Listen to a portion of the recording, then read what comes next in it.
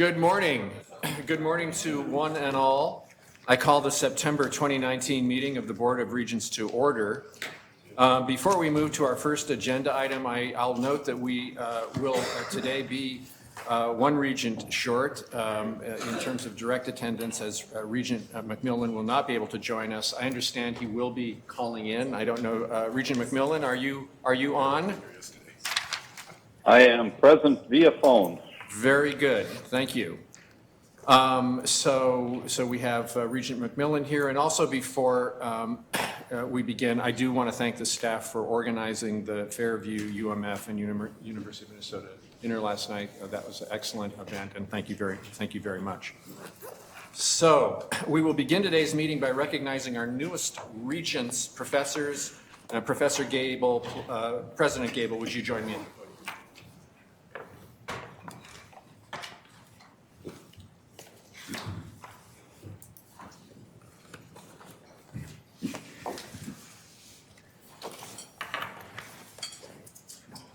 Chair Powell. Good morning, everybody. Well, yeah, still good morning, everybody. I'm pleased to be here with Chair Powell and with all of the Regents to recognize our newly appointed Regents professors. Just for everybody's understanding, the Regents professorship was established in 1965 by the Board of Regents to recognize the national and international prominence of our faculty. It's the highest honor the University of Minnesota bestows on its faculty, and it recognizes those who've made exceptional contributions through teaching, research, scholarship, or creative work, and contributions to the public good. From the inception of the Regents Professorship Program, the University of Minnesota Foundation has underwritten a stipend for each Regents professor. The stipend is currently $50,000 annually, with $20,000 dedicated to a salary augmentation and $30,000 dedicated to a discretionary research fund. This generous support is an indication of the critical importance the University of Minnesota Foundation attaches to the program. It's my honor now to introduce to you our three newly appointed Regents professors. Our first Regents professor is Ned Mohan.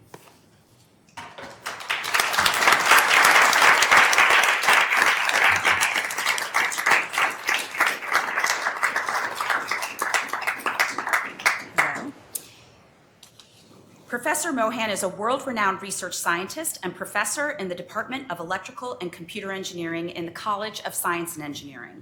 He has done groundbreaking work in the fields of power electronics and renewable energy. He is a member of the National Academy of Engineering, a fellow of the Institute of Electrical and Electronics Engineers, and holds 20 patents. He's a global leader in the development of educational materials about energy systems, preparing the next generation of scientists for their own impactful innovation. He created the University of Minnesota's Center for Electrical Energy in 1981, and it is among the longest lasting centers at the university. Described as a true servant leader and a visionary and a globally shining star in power electronics, Mohan is motivated by his belief that access to electricity is a human right. Please join me in congratulating Professor Mohan on his Regents professorship.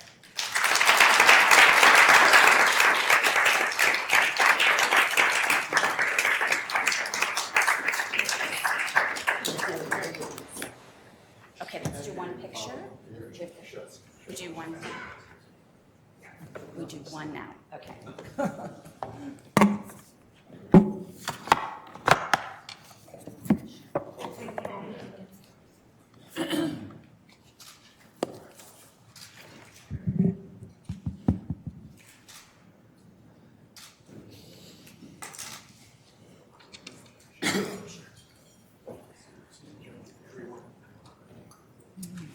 Where should he meet? Just to the side over here. Yes. Okay. All righty. Our next Regents professor is Professor David Bowie.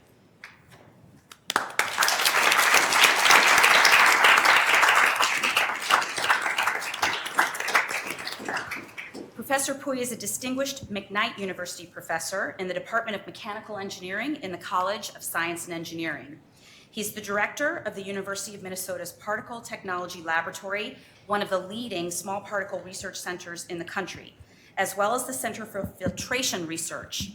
He's a preeminent scholar in industrial applications of aerosol technology and holds 40 patents. He's a member of the National Academy of Engineering and a fellow of the American Society of Engineers. And in 2013, he received the Einstein Professorship, the highest award of the Chinese Academy of Science. And in 2010, he was awarded the Fuchs Memorial Award, which is the highest honor conferred jointly by the American, Japanese, and German aerosol associations. He's an outstanding professor who is mindful and supportive of his students' and mentees' career development, and he's known for fostering a team-oriented environment in his lab.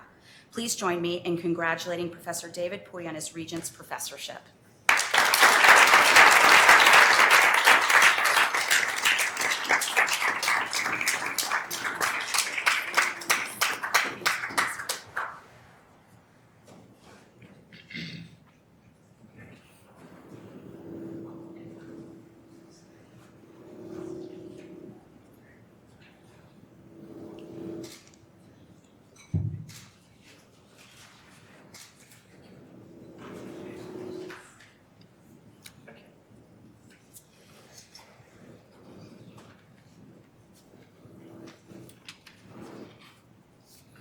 Our next Regents Professor is Marlene Zook.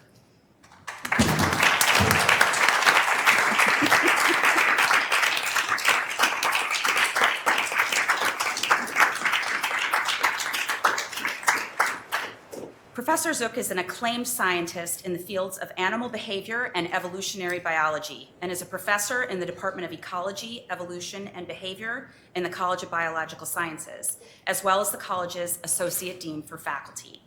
In 2017, she was elected to the American Academy of Arts and Sciences, and she has received elected fellowships in the Animal Behavior Society and the American Association for the Advancement of Science. Her research focuses on sexual selection, mate choice, and animal communication, and she's considered a pioneer in researching the evolution of immunity and immune response. She's credited with defining new questions, as well as developing theories and procedures that are now considered foundational in the discipline. Her work has more than 14,000 citations in the literature. 5 of her papers have over 500 citations each, which are remarkable for a researcher in this area. She's lauded for bringing science to the general public. She's published several highly successful books on sexual selection and evolution that are of interest to general readers and scientists alike. Inspirational and respected by her students, she is considered a preeminent mentor. Her students describe her as dedicated and skilled at drawing out her mentees' strengths and encouraging their creativity. Please join me in congratulating Professor Marlene Zook for her Regents Professorship.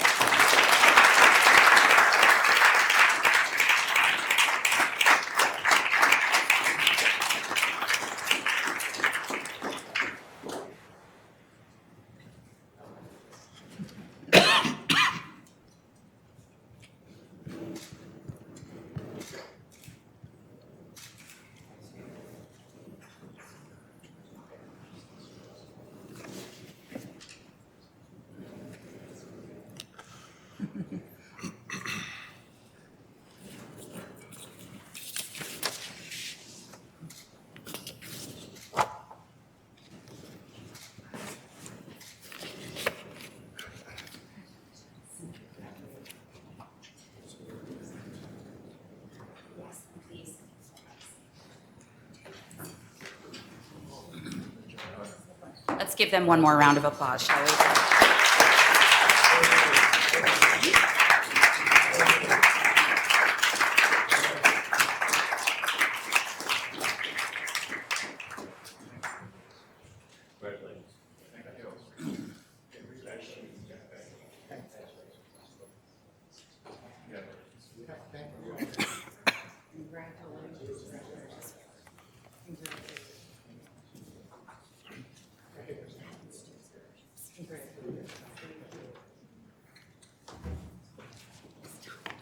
I'm about to make a presentation. All right, well, now we'll turn to today's business.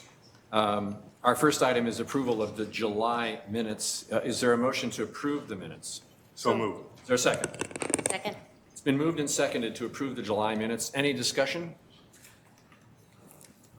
All those in favor of approving the July minutes, please say aye. Aye. Opposed, say no. Aye. Okay. The motion's approved. Next, we'll turn to the report of the President. President Gable, please proceed. Thank you, Chair Powell. Good morning, everybody. Members of the board, friends, it's great to be with all of you here today. We've been at this for just over a couple of months, and we have certainly gotten started, as we promised that we would. We've attended many meetings, events, and conversations with all of you, with local, state, and federal officials, with the University of Minnesota's philanthropic community, leaders of business and industry, and our supporters across the Twin Cities and in Greater Minnesota. I had the pleasure of attending my first Minnesota Farm Fest and my first Minnesota State Fair, and participated with many of you at the reopening of Pioneer Hall and the opening of the HCAMS building in Duluth. I gave the keynote address at the Minneapolis Chamber of Commerce's Women in Business Luncheon, where I was also joined by Regent McMillan for an engaging Q&A session. And I had the pleasure of speaking at the 100th anniversary of women's suffrage in Minnesota and introducing one of our own trailblazers, Dr. Sarah Evans, who was the keynote speaker. I've recorded a leadership podcast and participated in sports talk radio and cheered on the Gophers for our home opener against South Dakota State and stayed up too late watching their victory over Fresno State.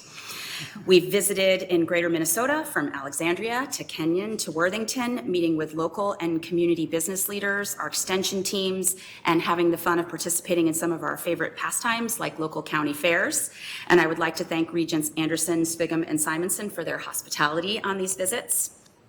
This outreach and travel around the state is just a piece of the cornerstone to our mission that informs our work and guides us as we start the strategic planning process.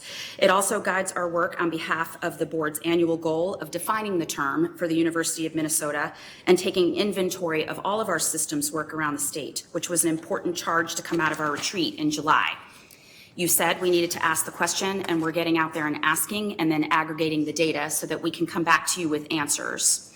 We've been consulting widely with community leaders and partners, as well as U of M faculty, staff, and students to gauge our collective engagement across Minnesota and beyond, but also, and importantly, to determine where and how Minnesotans want us to engage so that we can advance our impact in service. In the coming months, you'll hear more about this work. We've also kicked off our mental health initiative, which we've discussed from the earliest days. I've charged Executive Vice President and Provost Karen Hansen and Auditor Gail Klatt, in company of the Office of Student Affairs, to complete a system-wide inventory of all activities, resources, and programs related to mental health so that we know where we stand, where we may have gaps, and then where we can move forward together.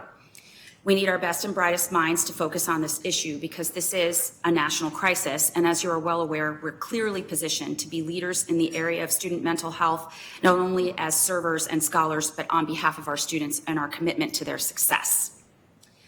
We're also taking a proactive look at public safety and enterprise risk management.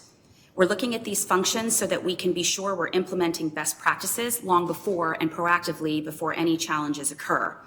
For example, we're assessing our public safety and enterprise risk structures and processes, and I've asked Senior Vice President Brian Burnett and his team to review policies and procedures, organizational structure, best practices, and current Twin Cities campus and University of Minnesota system coordination, and then to recommend improvements. Both of these charges and all of this work together leads into our kickoff of the third and final stage of our system strategic planning, which you'll hear me make a more robust presentation about in just a few moments. We've also started to act on the resolution passed by the board last spring related to reckoning institutional history and reconciliation. We're planning ongoing events and educational activities and displays to not only reflect the university's complex institutional history, but also to promote greater diversity and inclusion across our system in an ongoing effort towards learning, discovery, acknowledgement, and reconciliation. We'll be announcing important work on the steps in the next month as we can navigate through the consultative process and ensure that we've received input from a variety of constituencies as we prepare the recommendations with this work and in this regard. Our work also continues on our two senior level searches, the Executive Vice President and Provost, and the Vice President for Human Resources. In particular, the Provost search has already completed off-campus interviews, and we look forward to bringing candidates to campus for public interviews very soon. And the Vice President for Human Resources search is just one step behind. The input and perspectives of our U of M community during these searches have been invaluable, and we continue to welcome your engagement and rely very heavily on your feedback as candidates come to campus. Joining us this fall is the largest undergraduate class in the Twin Cities in almost half a century and includes the highest number of Minnesotans in nearly 3 decades. It also comprises the most diverse class in a generation. And we would also like to note that the incoming class at the U of M Medical School in Duluth welcomed a record number of Native American students this year. Inauguration planning continues for activities on the Twin Cities campus for the entire week of September 16th, culminating on Friday, September 20th with the presidential installation ceremony. Activities will highlight the depth and breadth of the university's work, as well as represent central themes of our strategic plan, including educational excellence, health, discovery, research, inclusion, outreach, and impact. On Monday, the theme is food, water, agriculture, and energy. Tuesday is how we are an economic engine and how we create opportunities. Wednesday is healthy Minnesota. Thursday is innovation and creativity. In an effort to broaden the inauguration day's reach, there will not be a traditional robed faculty procession, and instead we will live stream the official installation. But I hope our campus community will join us along Scholars Walk and near the steps at Northrop for celebratory activities, including the actual inauguration speech and luncheon. Our goal in this is to preserve tradition while also adjusting for a modern audience. And the inaugural activities will be followed very closely by visits to our campuses in Crookston, Duluth, Morris, and Rochester. In all of these efforts, I would like to thank the U of M Foundation, the Planning Committee, everyone who works in the trades and specialties who make an event like this possible, and everyone who's been involved in hosting and planning the events. It's been an exciting and rewarding first couple of months, and I look forward to briefing you later in this meeting about progress during this time in our system-wide strategic planning. Thanks to everyone for all you do for the University of Minnesota. Thank you, Mr. Chairman. That concludes my report. Oh, well, thank you, President Gable. It has been a very busy 2 months for you, and we appreciate your engagement around the state, your energy, and the number of projects that you've initiated and which you just commented on, so thank you. So I'd like to begin my report today with a thank you to all of you, all my region colleagues, and President Gable for your participation in what was a very productive summer retreat. Not only did we get a lot done, we even finished a little bit early. And I'd like to share the fruits of our labor, the Board of Regents' priorities for the upcoming year, and they are as follows. To develop a plan with quantifiable goals and timelines to grow the health sciences research portfolio and substantively develop the enterprise strategy for mHealth Fairview. To develop strategies to grow the university's impact as a top 10 research institution while further incentivizing and promoting the impact of research that addresses the challenges and opportunities facing Minnesota. With expert external input to examine tuition and enrollment strategies to develop a specific, measurable, multi-year financial framework that sustains the university's excellence, manages affordability and student debt, and controls administrative costs. To clearly define, articulate, and promote the university's outreach mission and develop a system-wide plan to guide and measure its impact. And then to deepen institutional understanding of pathways to greater faculty, staff, and student diversity and inclusion, and identify specific strategies across the university. So these priorities will provide direction and shape to our governance work in the year ahead, and you'll see this play out collaboratively between the board and the president. The administration will also be advancing a number of other initiatives in a wide variety of areas that are not explicitly called out in these priorities. So we're moving the ball in many important areas, but always with a high focus on the areas of strategic emphasis for the coming year. Now, as you've no doubt seen, some of this work has already begun.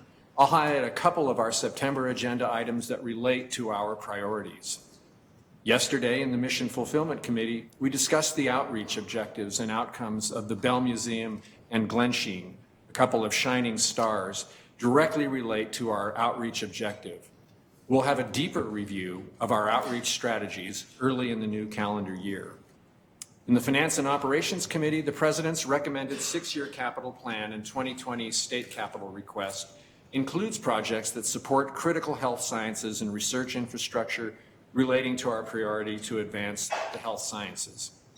Addressing that same priority, we'll hear from Dr. Toller and James Hereford on the mHealth Fairview strategic plan later in this meeting. So throughout the year ahead, I'll work hard with President Gable to link our agenda items back to the board's priorities, again, reiterating that the university is advancing a number of important initiatives that you'll also hear about throughout the course of the year. And I'm very optimistic that we're going to accomplish a lot this year and excited.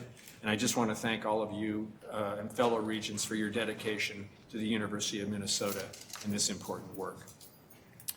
So moving on to our next item, please note the receive and file items in the docket of this month. And next we'll consider our consent report, which contains just one item, the summary report of gifts made to the university. Is there a motion to approve the consent report? So moved. Is there a second?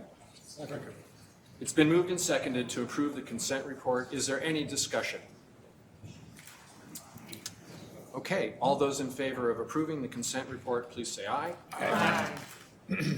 Aye. Opposed, say no. The motion's approved. So now we'll move on to a topic of great importance and interest, the system-wide strategic plan. Recognizing the importance of this work, President Gable, at our retreat. We're here to address President Gable and the Board of Regents. We're AFSCME, representing over 3,000 frontline workers here at the university system. Our locals, as you know, are in negotiations, but the people we are negotiating with at the table aren't listening to us. This leadership body, including President Gable herself, has refused to talk with us during this important time. And while we're in negotiations, so we're trying to put ourselves on your agenda. For the past month, we have circulated a petition among our bargaining units. This petition demands a contract with real wage increases. that So, most people in look, this I room appreciate face you're the here ambassador. with your statements, but we are having a meeting, and I need you to come to The order. majority of our members are behind us, yet the administration has thus far refused to bargain fairly. The problems our members face have solutions. We bring those solutions to the bargaining table, and management, governed by you, refuses to implement them. The administration talks about equity and inclusion, yet leaves frontline staff behind. Our wages have not kept up with the cost of living over the last decade, but management raises have increased an average of 40%. In a recent survey, 64% of our members said they've been unable to pay their medical bills. Yet the administration wants to increase Please, our premiums by 11%. we're having a meeting. We'd like you to of come to respondents order, are unable to put money please. into savings and worry about being able to retire comfortably, yet management refuses to offer real wage increases and is now refusing to provide retro pay on increases that would have gone into effect in July. The university's guiding principles state that in all of its activities, the university strives to sustain an open exchange of ideas in an environment that inspires, sets high expectations for, and empowers the individuals within its own community. We call on the university, the Board of Regents, and President Gable, and our negotiating team to live up to its guiding principles and respect the contributions of frontline staff. We call on you to do the right thing, bargain fairly, and provide us with the real raises that we deserve. Okay. We deserve that respect.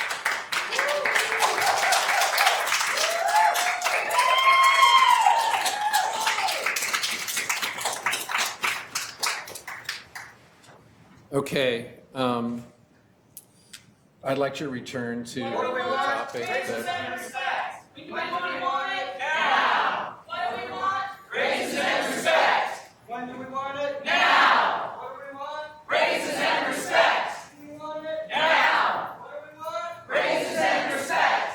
When do we want it? Now. What do we want? Raises and respect. When do we want it? Now. What do we want? Raises and respect. When do we want it? Now. What do we want? Raises and respect. When do we want it? Now. What do we want? Raises and respect. When do we want it? Now. What do we want? Raises and respect. When do we want it? Now. What do we want? Raises and respect. When do we want it? Now. Okay.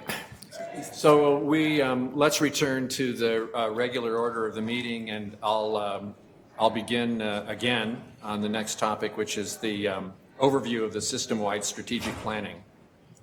This is a topic of importance and high interest. Recognizing this, President Gable at our retreat committed to completing a system-wide strategic plan by next summer, which is an ambitious target, and I want to thank President Gable for that commitment. Today, President Gable will present for discussion what she calls the plan for the plan.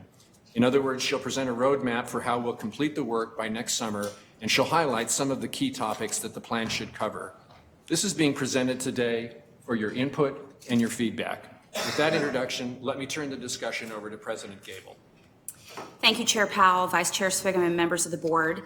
As the chair described, today's report and what I hope will be a robust ensuing conversation and discussion is a starting point of a process that is consultative and will take place as we intend over the next academic year, with the hope that by next May, we would present to you for review a new University of Minnesota system-wide strategic plan. The plan will be measurable and action-oriented with objectives, goals, and tactics aligned to a set of system strategic commitments that are clear and distinct and serve to advance the institution and the state. I'll explain the next steps and the proposed timeline in just a moment, but first I'd like to give you some background of where we are and how we got to where we are. So phase one of the University of Minnesota's system-wide strategic planning process actually began in the fall of 2016. Led by co-chairs Vice Provost Rebecca Ropers and then Chancellor Stephen Lemkuhl, consultations began with the Board of Regents and several other stakeholder groups across all 5 campuses, engaging approximately 500 people. On each campus, faculty, staff, and students were consulted, and this process was noteworthy for its high degree of consultation with stakeholders across the system. During the winter of 2017, the System-Wide Strategic Plan Committee met in an all-day retreat and worked together to process and synthesize the input collected during this inquiry phase. In addition, the co-chairs completed visits with additional stakeholder groups to dig deeper into emerging themes and conducted a survey of over 1,500 external stakeholders. The co-chairs then presented a summary of the draft to the Board of Regents on March 23, 2017. In addition, in April of 2017, the co-chairs again visited all 5 campuses and met with additional stakeholder groups in order to gain feedback on the draft and collect implementation ideas.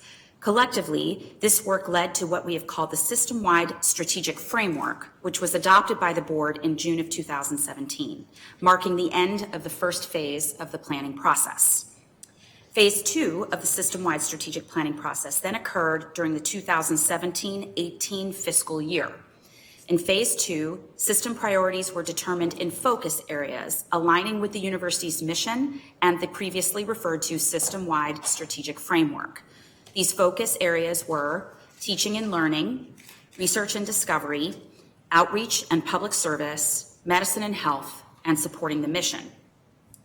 From February through July 2018, presentations highlighting these 5 focus areas were delivered to the board.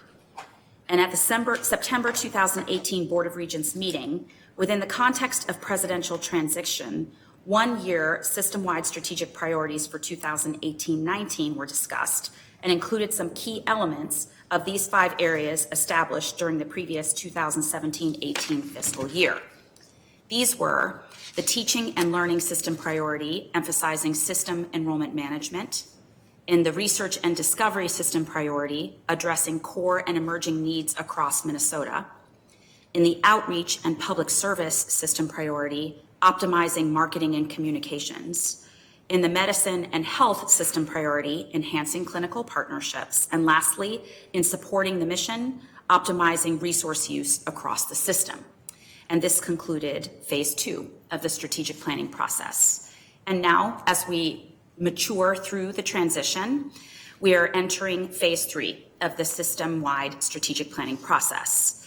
The important work during the initial phases of system-wide strategic planning is much appreciated and kick-started a conversation about where we want to go as a university writ large and what it means to act as a system effectively and in fulfillment of our mission.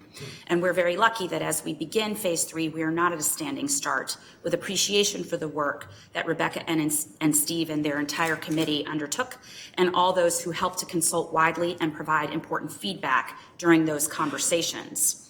So today, I'm presenting, as the chair described, what I like to call the plan to do the plan, which is phase 3 and a timeline for the framework that we would build upon.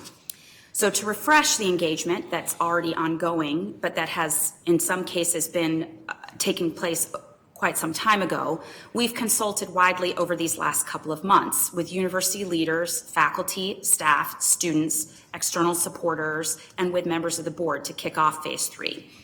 And a lot of that conversation also occurred during our retreat earlier this summer. So in these conversations, we found consistency around systemness and how we lean into our collective strengths and impact. And that collective consistency at the system level represents an intersection of our values and our desire and actual hunger for action, which we're calling commitments. I view commitments as a spine for which all else is connected across a very wide and complex system. The commitments help us articulate a shared vision, as well as provide directional frameworks for our organizational identity. And when finally established, the commitments will be inspiring, unifying, and impactful, but not constraining. They also are probably not very surprising, given the amount of consultation that has brought us to this point. We will be focusing on student success and our commitment to educational excellence. We will be committed to discovery, innovation, and outreach. We will be committed to how our distinct strengths as a system and a university impact and intersect with what is of the top of mind importance in our state, such as health, food, and water. We are committed to a welcoming community that is inclusive and inspires a strong sense of belonging. And we're committed to being good stewards of our resources, which we know are precious. I'll update you on our progress in establishing system strategic commitments at the October board meeting, with a goal to formally present them at the December meeting. But in the interim, we will continue the consultative process with faculty, staff, students, alums, supporters, partners, external partners like the legislature and around the state regarding our commitments throughout this fall, which will include, among other things, formal governance engagement, as well as meetings on the Twin Cities and St. Paul campuses and visits to Morris in September, Duluth in early October, Rochester later in October, and Crookston in November. We'll also be adding a link to the Initiatives tab on the presidential homepage for individuals to provide input about the commitments electronically. And more details will follow about these visits as the dates draw closer, and we'll provide the link electronically for anyone who would like to engage in that way.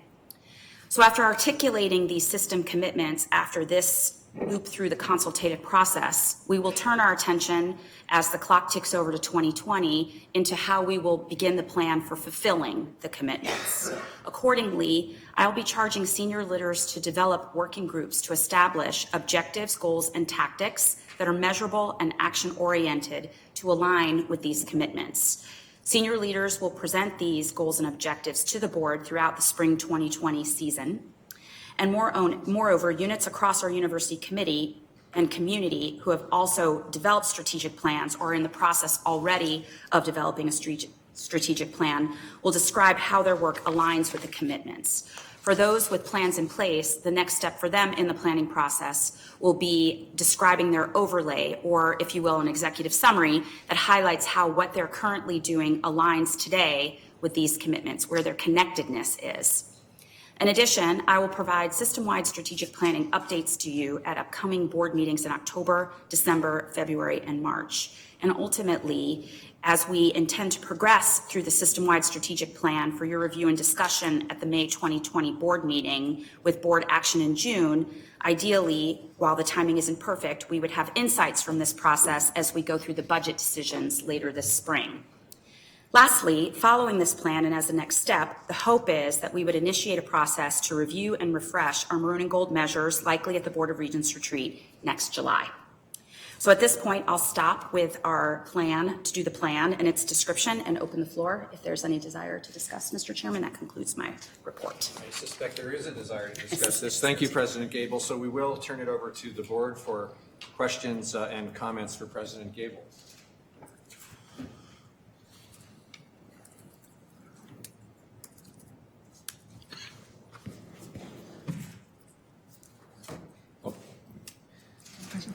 Regent Her.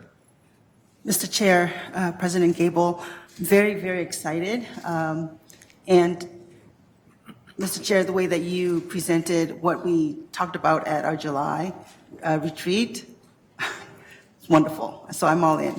I'm interested in the inclusive part of creating this plan. And I noticed that we will be speaking to leaders, faculty, staff, and students. And so I'm wanting to push for more inclusive discussion, particularly with students of color, LGBTQ students, and students with disabilities, with neighborhood groups, because the work that we impact will reach out to everybody. And so to make sure that we find a space that they can provide their input, that feel that they are in this process instead of just seeing the results of the process. Thank you. Thank you, Regent Her. President Gable, would you like to respond? Thank you, Chairman Powell. Regent Her, yes, totally agree, and absolutely part of the plan, and thank you very much for the input. Regent Rocha. Thank you, Mr. Chair. This is I think a very good plan. I'm pleased to see the timeline is, I think, ambitious but reasonable, and particularly when you consider, as you walk through the groundwork that's already been put forward by many people to give us a very nice base to start from. I'm also especially happy to hear you say that we're going to speak to external stakeholders, the legislature, the governor. I think it also warrants conversations with our fellow systems. We have the Minnesota state system, we have the private colleges. When this university made a major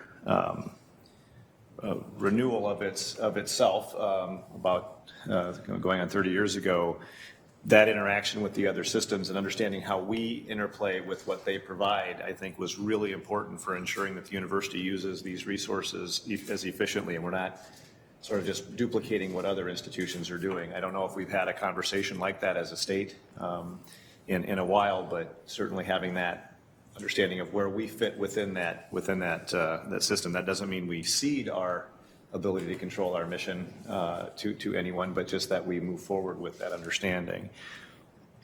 The next thing I would say as you embark on this is be bold.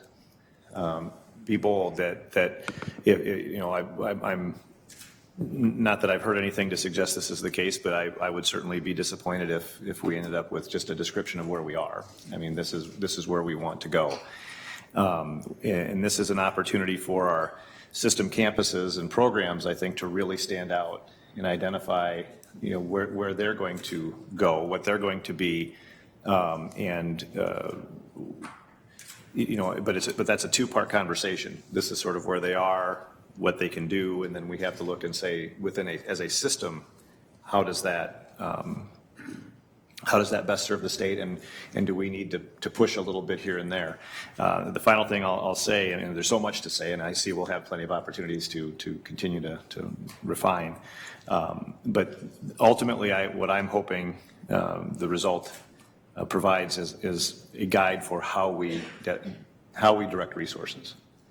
If this is just, again, a description of what we are, that doesn't help that much, but if it tells us where we want to go and what kind of an institution we want to be, what our commitments are to certain things, whether it's facilities, whether it's affordability, whether it's outreach and access for various communities, whether it's of a diverse or geographic, those will really, how we describe that will certainly, from my standpoint, dictate how I view future budgets. That the budgets need to align with where we say we want to go. So I'm not saying anything you don't already know, and you and I have had very good conversations about this, but from a preservation of the record standpoint, I wanted to make that statement and wish you well in this process. I'm excited to see where it goes. Thank you. Thank you. Thank you, Regent Rocha. President Gable? Just to express my appreciation for the comments. Thank you. Okay, well, I will echo, beg your pardon, Regent Anderson. Yeah, I just, thank you, Chair Powell. My question comes very briefly. I see that on the timeline, there's campus consultations, all 4 of the other campuses. And I'm just questioning, is that President Gable going, senior leadership going? What was the process of that?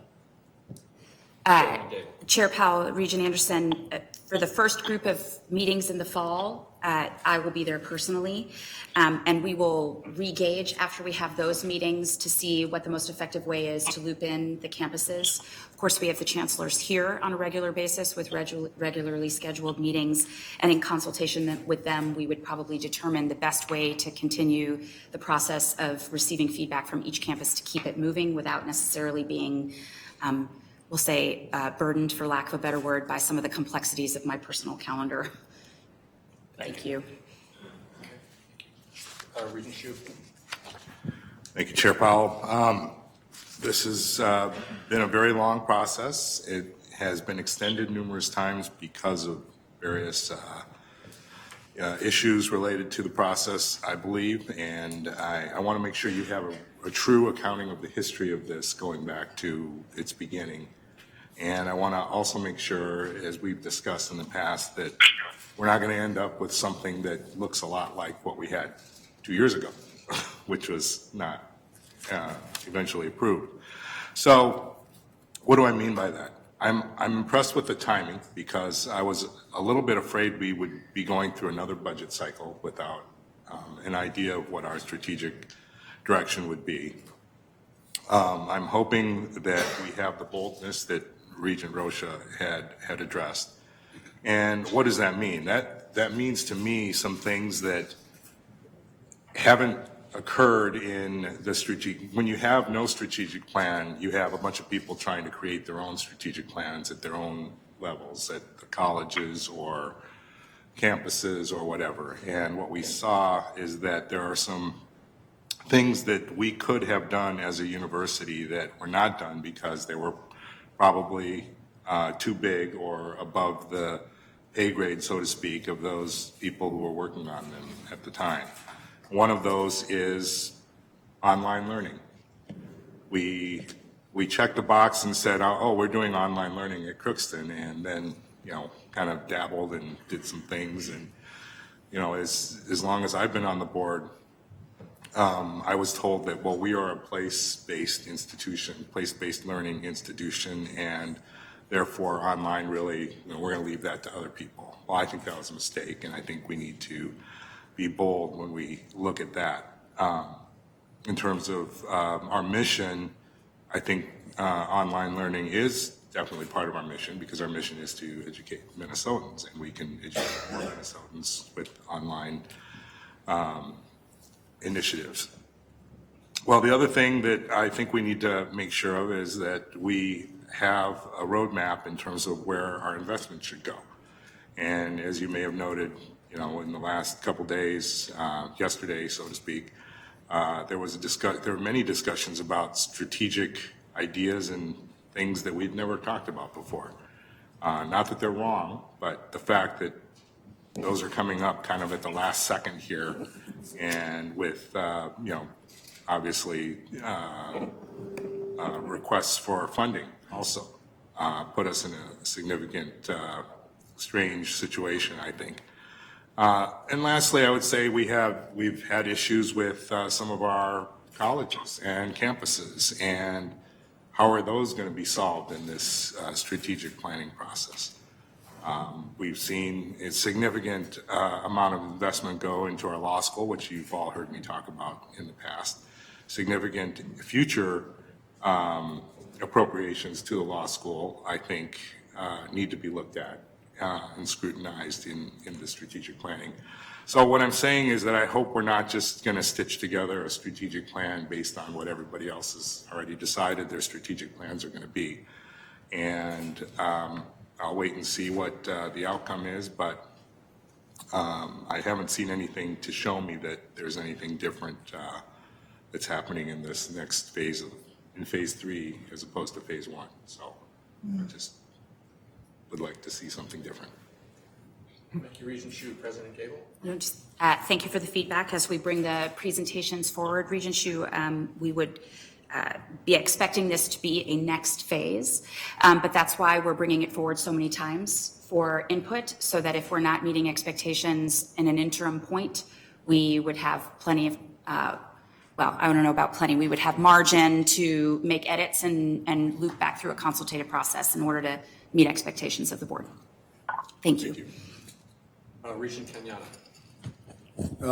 Thank you, Mr. Chair. Thank you, Madam President, for bringing this forward and for the as ambitious as it's been called timeline. Regent Rocha's making a bad habit of saying what I want to say way better than I ever could. So I want to echo those remarks. I know around the retreat, we spoke about that and making sure we consult with the other systems, because we don't exist in this higher ed market alone. So I want to echo that. My question is specifically about the campus plans. We see in December that you're asking the campuses or charging them to develop a plan, and then for that to come in March. So I'm wondering what are you expecting to see in that plan? And just more about that, because if I'm imagining that as a campus strategic plan, and I would assume they'd want more time because they'd want to essentially recreate this on their campuses, consult students, faculty, and do this whole process. So you could speak more to what you're looking for there. So thank you, Chairman Powell, apologies. Regent Kenyanya, what we've discussed at the chancellors and I is our chancellors have plans underway. Some of them have completed plans that are midstream. One of the challenges and complexities of being a system is that there isn't a hard stop restart that everyone does at the same time, and there's a certain amount of coalescence that we need to navigate because with reference to Regent Hsu's earlier comments, not everyone's strategic plan may have been done with this in mind. There are attributes that are positive of some of the ongoing strategic plans that we wouldn't want to just stop midstream. And so what I have asked the chancellors to be prepared to do, and what the charge that would be coming would be, assuming that we have a sense that the commitments as articulated, which we will present in October, reflect what we would want to commit to as a system, that they would begin to describe how what they're currently doing aligns with the commitments and how they would start to migrate towards those commitments if they are not already. And that's what they would be presenting in this first round. And then as their strategic plans come up for renewal in their own cycle, if they wanted to accelerate that, of course they could, but they will all come up for renewal. They would be reframing their next series of deep consultation around a full renewal of the next chapter of their strategic plan around the commitments. Thank you. Thank you. Thank you. Regent Simonson. Thank you, Chair Powell. I too am excited about this, President Gable, and we've talked about it. And what I think I heard you say, it's going to be I'll just phrase it as qualitative, quantitative, something that we can measure regularly. We'll monitor, make adjustments as we go in the various areas. And one of the areas, as we've talked before, I'm very interested in is alternative sources of revenue. And looking at, in this particular, research and discovery. And when I look at our budget, our $4.2 billion two-year budget, 26% of that tuition, 7% of it other items, including intellectual property or commercialization. I very much appreciate what Vice President Kramer's been doing in that area, but I think having a very detailed strategic plan that goes out for years that we can monitor with goals, I think is very, very important. I think it would sit very well with the legislature as well. And so that's an area that I'll really be focused on. I hope that that's an area that is going to be a part of that strategic plan as it looks at income and so on and so forth. So thank you. Thank you. President Gable. Thank you, Chair Powell. Thank you, Regent Simonson. I agree. I think I'm bringing you feedback and proposals on that as we go through the process. Okay, well, thank you all for for the good feedback and the good discussion. I'll echo Regent Roche's comment that it's ambitious, but the plan as laid out is very clear. It seems to be a good way to get us there. So thank you, President Gable. And we look forward to working with you on this process over the course of the entire year. It's really important, and I know you'll have our full attention. All right, now I'd like to welcome Dr. Jacob Toller, Dean of our medical school and Vice President for Clinical Affairs, along with James Hereford, President and CEO of Fairview Health Services, to join us for a discussion on the strategic plan for the joint clinical enterprise, mHealth Fairview.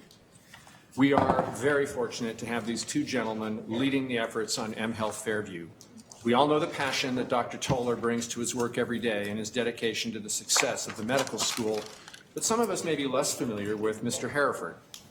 James Hereford is a true expert in healthcare delivery, and he shares our vision for an academic medicine model at the university. Since 2016, he's skillfully led the Fairview Health Services as president and CEO. Prior to that, he served as chief operations officer at Stanford Healthcare. He spent his career guiding healthcare organizations in strategy and guiding them through change. And we're lucky he's here, and he's a tremendous partner to us. So thanks to both of you for being here this morning. Dr. Toller, would you like to get us going? Mr. Chair, Vice Chair, Regents, President Gable, it is a delight to be in front of you today. And almost every time that I come in front of you, I have this overwhelming sense of gratitude for your advice, for your leadership, for supportive or occasionally contrarian views on how we can do things better. It is almost exactly a year since you have approved the definitive agreement that James and I put together with our teams, and we are here today to reflect on this. First, couple things that are important, I think, before we start. I have learned that, to echo Regent Professor Smohan comment on the electricity as a human right, access to healthcare is a human right. We are in a unique position to be able to deliver on our land-grant mission and make it a reality for people in Minnesota. This is an opportunity that is unique, and we are right there. The second is that the markets that we face and the competitiveness on the markets is a good thing. And what I learned is that our competitors are after our profits, not after our problems. So we are better be, in a way, positioned to lead, to win, to succeed. And the third thing I learned is that James is brilliant. He's really that good. And plus, he's not that kind of a prototypical CEO, whatever the caricature may be, that looks at the, this is the bottom line, this is the margin, this is what I get out of this is the ego, this is the halo. No, he truly cares about the corporation. He truly cares about the patients. He truly cares about the people that work across our joint clinical enterprise. So I'm grateful for that, and you'll hear from him very, very shortly. I'll start with the mission. The mission, as several of you have phrased in the way of the system-wide strategic plan, it's fundamental. There are 5 parts to the mission that we have delineated for not just medical school, but for the health at the University of Minnesota. And it's really wonderful that we are now positioned in a way that we can spread the resources of the university across the whole university and combine in a refocusing what healthcare needs to do from what is almost unquestionably a sick care. We care about sick people, not about healthy people, and we should reposition ourselves. And again, James and I agree on this. And we are, again, in a unique position to do that. The first one is research. Basic science has changed medicine from magic to medicine that you know. We went from, many of you are lawyers, at the same time that your predecessors have been writing Declaration of Independence, my predecessors and colleagues were killing George Washington, bleeding him to death for his pneumonia. We have moved on this, and I am delighted to report, that we are building upon that scientific basis of medicine, and almost everything that I know that matters in medicine started in the lab, started from deconstruction of the problems, the diseases, the complications, and then rebuilding this in something that actually does work. The second one is education. My colleague and friend, Vice President Kramer, says is the best. Research is education. That's what we do. We are here not just to, sort of echo the vocational ideal to prepare somebody for a task. We are here to transmit values and core beliefs that go with excellence. That's the difference between expertise and excellence. Expertise is that anybody can do appendectomy, right, James? Okay. I don't think you're going to. But excellence is that you actually do it, as Chair McPowell said last night at the dinner. You know whom you serve. You know that you are doing certain experiential things in service to others. The third one is the front door to everything we do. If we don't deliver on a patient care that's patient-based, patient-oriented, value-based, and truly the best in class, we have failed. We cannot move, and both of us are absolutely unwavering, in delivering on that promise. So we will have to do a lot of other things coming forward, but the intentionality, the horizon where we are going is absolutely clear. The fourth is the service to the community. There's nothing better anchoring our work and our activities than looking at the community and asking ourselves, are we meaningful? Are we relevant? Are we answering the problems that the community wants? And this way, I think that the land-grant university and medical school such as ours is in a unique position because we have that feedback, that tells us whether we can deliver on things that truly matter. And the fifth is legacy. Legacy makes a lot of sense in a university of this magnitude, and I feel very strongly about contributing to the legacy in a way that can make us all proud. I am honored to have medical school on your scorecard as a first item, and I am pleased to report, as you probably heard before, that with your guidance and support, the medical school went up 3 ranks in both the main rankings, that are available in the United States. One is called Blue Ridge ranking. This is 100% based on NIH dollars. It is a pride of mine, and representing this on behalf of my colleagues, that more than 50% of NIH funding to this university comes to the medical school. This is the major engine of advance, on the scientific front. In the U.S. News and World Report, it is slightly different.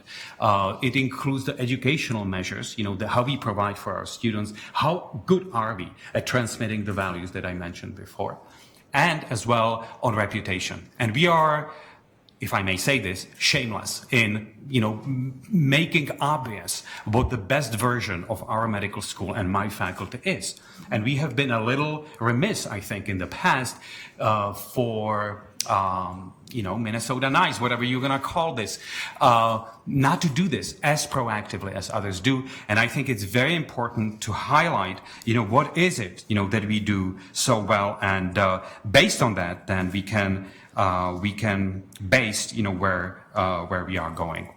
It is also important that the rankings that integrated with the clinical care are on both our frontal cortexes, in all the time. So the quality and safety is a #1 concern of ours at the moment. And that's why I made it an incentive for the clinical chairs and clinical faculty for the whole year, that the quality and safety is going to be what I call a circuit breaker, which basically means that if we don't deliver on that circuit breaker, nobody gets anything, which is a really, nice way of saying you better work together, to get there. I did the same circuit breaker for the basic science, and that is that you have to advance upon the increase in the NIH budget. We have to get more in that zero-sum game than is increased in the NIH budget. Again, very intentional, very forward-looking, realistic, but ambitious anyway.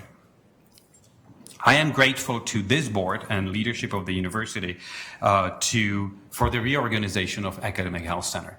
This has been extremely healthy way of reorganizing our thought processes and our delivery of the healthcare and clinical affairs at the university. It has been stated with absolute critically, pointed clarity that the front door for the clinical care at this university is the Office of the Academic Clinical Affairs. This is very helpful because, of course, our number one partnership is with James and Fairview, but there are other partners in the state, and there has been a confusion and there has been a hesitation on some of our partners. Where do they go for different parts of the clinical affairs? And now it has become clear. We have been also able in the way of reconstituting this Office of Academic Clinical Affairs to really bring forward the interprofessional education. This is incredibly important thing that everybody who has worked in the intensive care medicine would naturally adopt, because nurses there, social workers there, pharmacists is there, parents are there, fellows are there, attending is there. It's absolutely natural. We just have to be very much more intentional about how we bring this to the primary care, to the specialty care, and across the whole continuum of the university.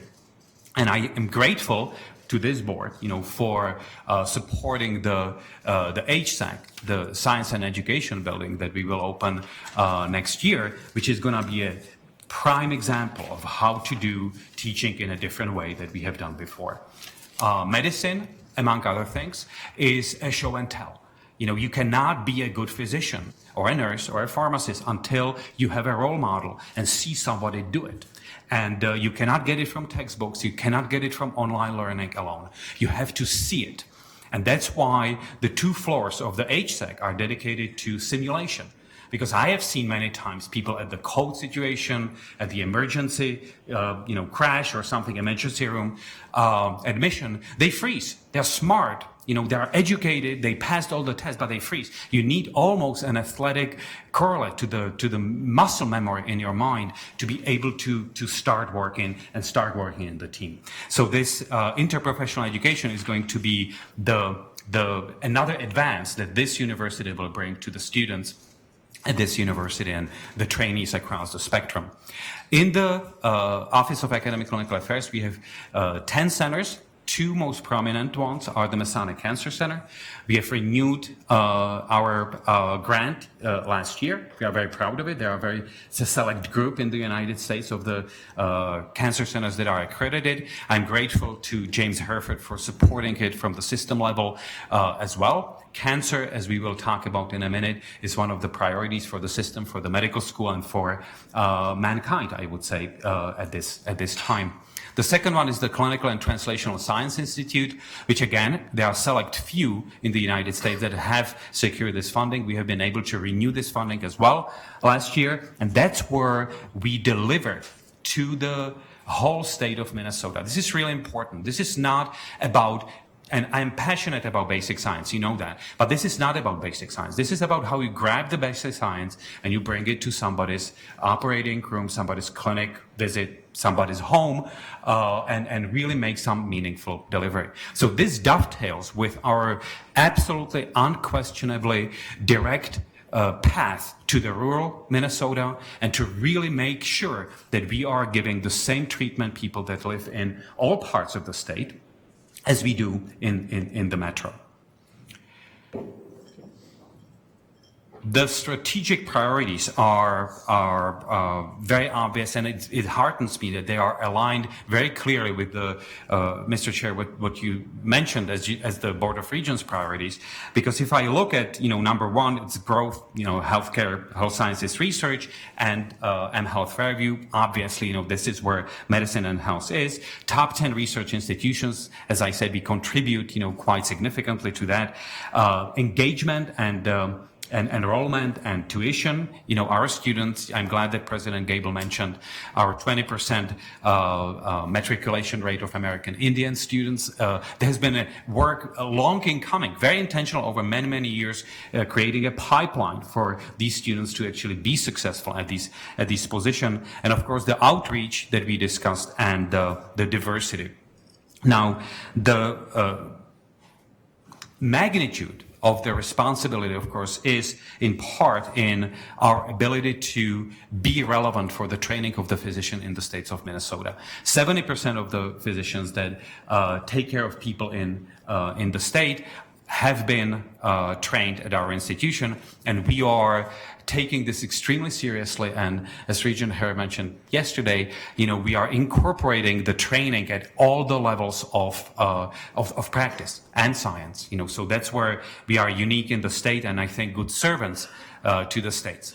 This is a look back a little bit. This has the date of September 2018. These are the strategic commitments that have been outlined a year ago. And we are still, obviously delivering of those. And I'll skip the first one, get back to it in a minute. But we certainly have delivered on the promise of the academic medicine. And I am, again, grateful to James Herford for understanding that this is the market differentiator for our partnership, because nobody else, literally, in Metro, in Upper Midwest, can do this. So why not use this as a lever, to get, and be best in class? And that's what we have, accomplished with your guidance. I'm grateful for your letter from April 2017 that started my mind going when you said you better get yourselves in order and align medical school and the UMP, the M physicians, the multi-specialty practice. And that's what we have done. And it has been one of these situations where the constraints and limitations that you, in obviously leadership and good way, imposed on us, helped us incredibly, because we have focused our mind and delivered in a much more disciplined way what otherwise would probably, as others, Regent Hsu mentioned, some time ago, may have been just, areas of brilliance, disconnected from each other. The first point is the pediatrics, pediatric academic health system. So despite of our best efforts, and our best efforts, I mean James Herford, myself, and our teams, we have clearly under budgeted on the difficulty that a multilateral arrangement in this metro, given some historical constraints and some egos, to be frank, impose, on a thing like this. But we are not departing from the focus on pediatrics, and one of the examples is the one that you have considered so kindly yesterday, which is this Institute for Child and Adolescent Brain Health. And although we don't have a pause, we have we have commitment to pediatrics in a way that will accelerate, in my opinion, what we do in Joint Clinical Enterprise and Health Fairview, because this, as I mentioned yesterday, is a part of the neuroscience focus that we have shared across the Joint Clinical Enterprise, medical school, Twin Cities campus at least, and the directive from the president to focus on mental health. Now, the number one, unquestionably, focus of ours now is the partnership at Health Fairview. There is nothing better that has happened to this medical school and this UMP for a very, very long time.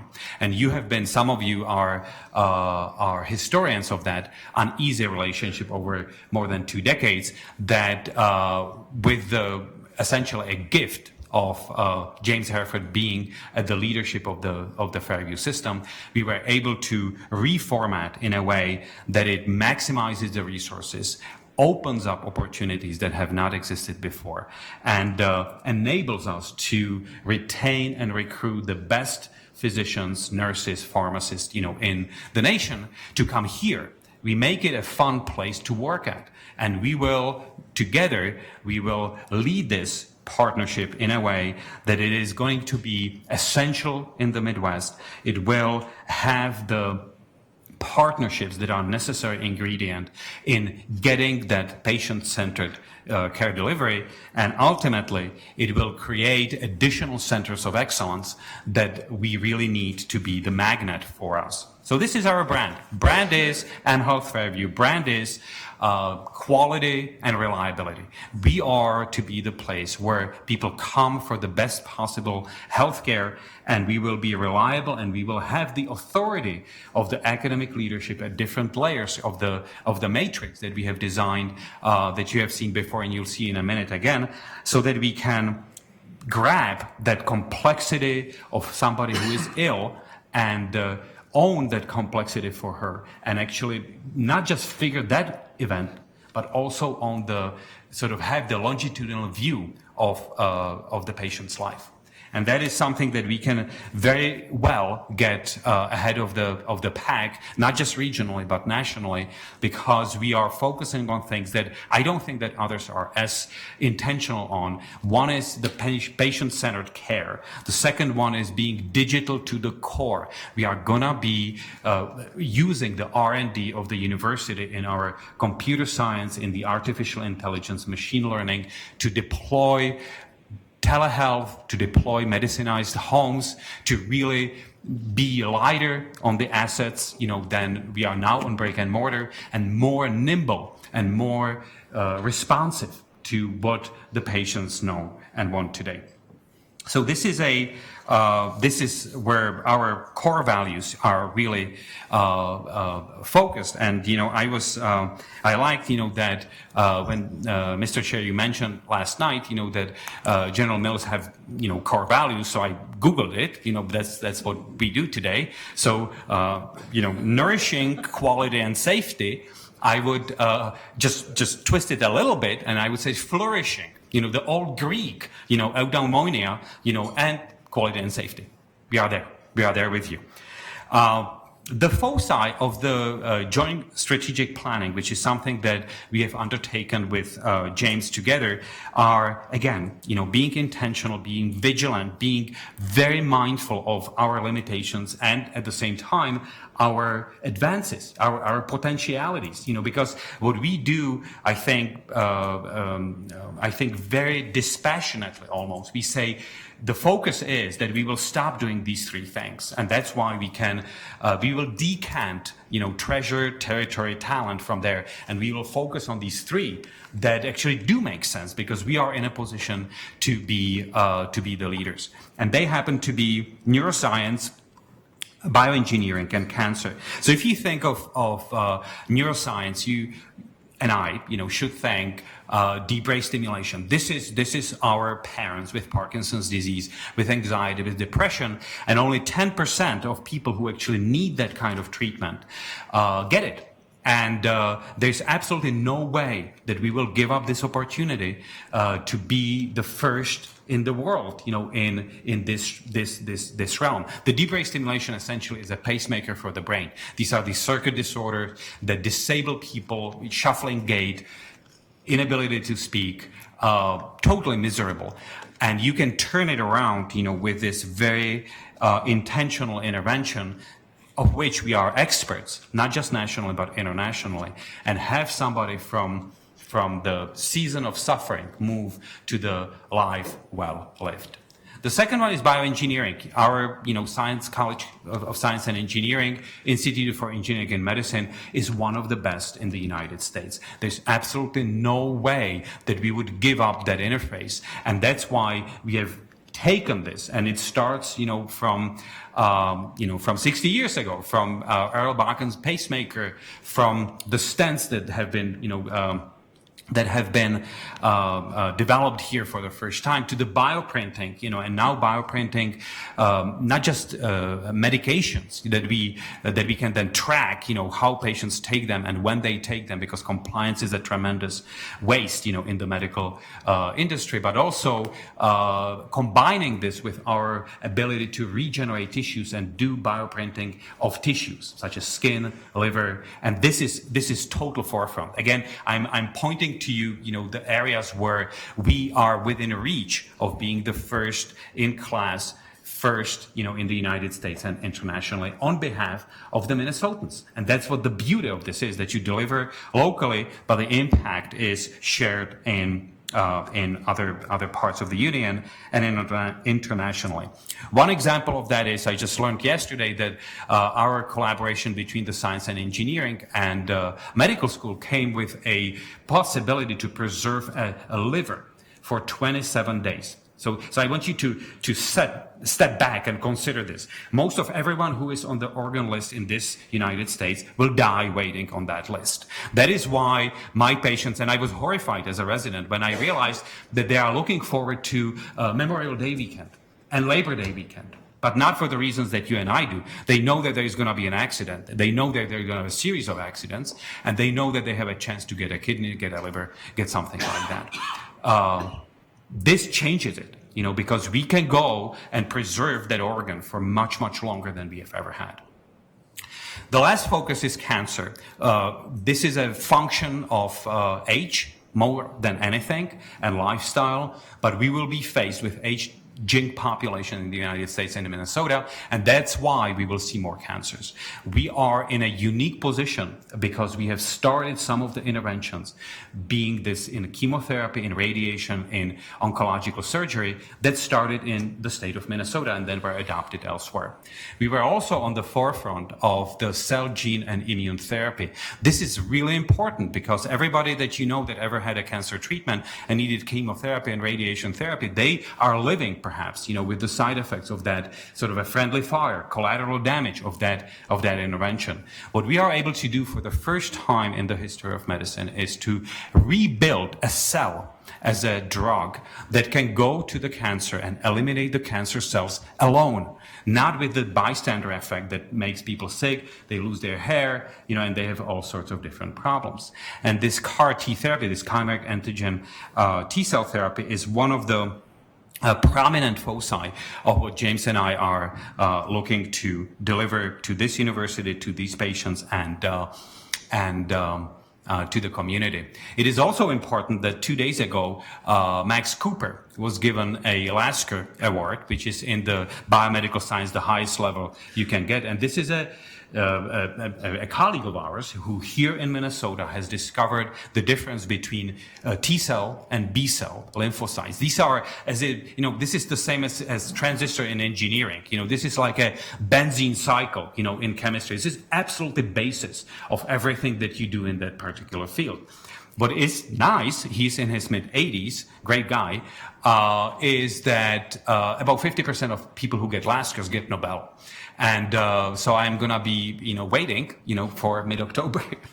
And that'd be really cool. So we have treasures here, historically and currently, that are absolutely, unquestionably positioning us on the forefront. Mr. Chair, can I give the microphone to my friend James to have him comment on the other parts of the strategic plan? Thank you, Dr. Toller. Over to you, Mr. Chair. Thank you, Chairman Powell, President Gable, Regents. If you are always going to be this complimentary of me, I will plan to attend frequently. I'm sure I don't deserve the level of kind words, but I work every day to try to at least approximate that level of performance. So if we could go to the next slide, you're going to have to be my slide person. Ironically, I will say that Jacob said, well, I want to make sure you do the majority of talking today. It's coming. And I knew when he said it, I just smiled to myself because, I've worked enough with Jacob now to know that's probably not going to be the case. But I also learned last night from President Gable that there's now a verb of tolerize. So have you been tollerized? And I certainly have been tolerized on many occasions. And that excitement, that intelligence, that clarity of thinking has been priceless in terms of our ability to think about how do we bring these two organizations together to really leverage the incredible capabilities and, for the most part, potential. I mean, what we are today is good. What we can be in the future is absolutely excellent. One of the things that we did early on was really think differently about our organization. And the graphic depicted on the screen is really a way of describing what is driving some of our thinking. Healthcare has traditionally been organized around hospitals. That's been the kind of primary organizing schema. And the problem with that is more and more healthcare doesn't happen in hospitals. And clearly health doesn't necessarily happen in hospitals. And so we wanted to reorient the organization. And we really started to organize this around these service lines that you see described here. And the idea was, one, let's think differently about our care organization, not simply as a hospital and whatever is adjacent to it, but think about all of the capabilities and assets that come to bear. And this is not limited to only thinking about the direct clinical. All of the things that Jacob just talked about in terms of research and education are equally pertinent to these service lines. So as we're thinking about a cardiovascular or a neurologic service line, from a care perspective, we can also be thinking about it from a training perspective, from a research perspective. How are we going to create the ability to create a center of excellence around deep brain stimulation to really make sure that we're maximizing the impact we can have on patients, not simply in the Twin Cities or Minneapolis, but frankly, across the world. We also wanted to make sure that we were aligned around our customers. Right? One of the failings of healthcare, I think it is fair to say, is that we have designed healthcare systems in large part to satisfy us. Hospitals are a creation for physician time optimization, right? They were not about how do we create the best care experience. And as we've continued to evolve the complexity of care and the number of modalities we can bring to bear, the number of specialties we can bring to bear, we haven't organized our organizations in a way that really make that accessible, easy, transparent for our patients. So part of what we want to do with our service line construct is start to organize around our patients and our customers in a very fundamental way. The third part, and this relates to the second part, is we realized, having been at Stanford prior to this, I have a significant appreciation for the value of academic medicine. And I realized, and as Jacob and I were talking about this, the opportunity to have academic leadership in those service lines oriented to our customers, to thinking about how do we deliver value across the entirety of our clinical chassis, not just hospitals, not just on campus, but thinking broadly across this fairly large care delivery system, focused on our customers, inclusive of research and education, we could be transformative in our approach to care. So that's been the idea. Now, it's not our use of and leveraging of academic expertise, certainly isn't limited there. In our structure, it includes Dr. Badri Kennedy, who is both the UMP CEO. He's also our Chief Clinical Officer. It includes Dr. Brad Benson, who is filling a relatively unique role in systems like ours as the Chief Academic Officer. But I can tell you the impact of that has been significant because now we're talking about research and education as a continual part of our care delivery system. So we're not missing opportunities because nobody's thinking about those opportunities at the point of making decisions. It's also clear, we just went through the CLEAR review and got marvelous feedback about that. The opportunities run both ways. How do we think about, as we're developing the hospital or the physicians for the future, how are we making sure that we're equipping them with the other skills, not just the direct technical skills, but the skills to be able to think about continuous process improvement and how to provide the highest levels of safety? How do we include that systematically as a property of training? So there's opportunities abound across these two. It's always nice to show graphs that are going in the right direction, and I wanted to not miss that opportunity. There are so many things that are going on that I think we could say are a direct there you can draw a direct line of sight between the work that we did as we put this together and the performance we're getting. So whether it's our reduction in our system infection rate, we have Dr. Abe Jacobs, who is a faculty who is leading our quality efforts as the Chief Quality Officer, our ambulatory care gap closure rate. So these are all the prevention and treatment measures that plague us, right? It is chronic disease. It is diabetes, cardiovascular disease, et cetera. So this is an indication of how well are we closing those care gaps that are well established in research and science, that we know work. Are we closing those gaps with our patients? And in our Net Promoter Score. We live in an interesting time from a healthcare perspective. We have essentially balanced the books in healthcare on the backs of people over the last 15 years in the form of deductibles and other cost-sharing mechanisms. And that has profound implications, and one of them is, we're probably on the precipice of an affordability crisis in this country around healthcare. The fact that, half of the U.S. can't afford a surprise $400 bill, and I look at the bills that we're sending out, many of them are over $400. You look at medical bankruptcies, the rate is going up. Bad debt due to healthcare is going up. We are in a significant point of challenge. The other sequelae of that is when people have their own money in the game, right? When that's 80% of people on a high deductible plan never meet that deductible. So they're in retail medicine for the most part in their experience. Well, when it's your $150 that you're putting down for that visit, you have a different set of expectations. And so we need to be able to provide a much superior experience for our patients, whether that's in the personal interactions we have, and that Net Promoter Score really goes to that, or how we create other affordances, other abilities for people to interact with us virtually via the web, mobile technologies, going to their homes, all the things that we need to do to start to shift the care delivery system to be more oriented around them and less oriented around us. For whatever it's worth, part of my experience has really been on the operational side and driving operational excellence. And while there are, delivering the kind of exciting things that Jacob is talking about are absolutely cool and crucial, at the end of the day, our ability to drive the highest level of quality, the highest level of safety, is a function of, can we create repeatable processes? Can we do things the way that we need to with minimum variance each and every time, across sites, across settings, across faculty, across all physicians? So that's part of what we have to be able to deliver, is that environment of operational excellence. And I will say, frankly, there is work for us to do culturally on both sides around our ability to really say, excellence is our standard. That is non-negotiable. We realize we won't be excellent all the time. That's true everywhere.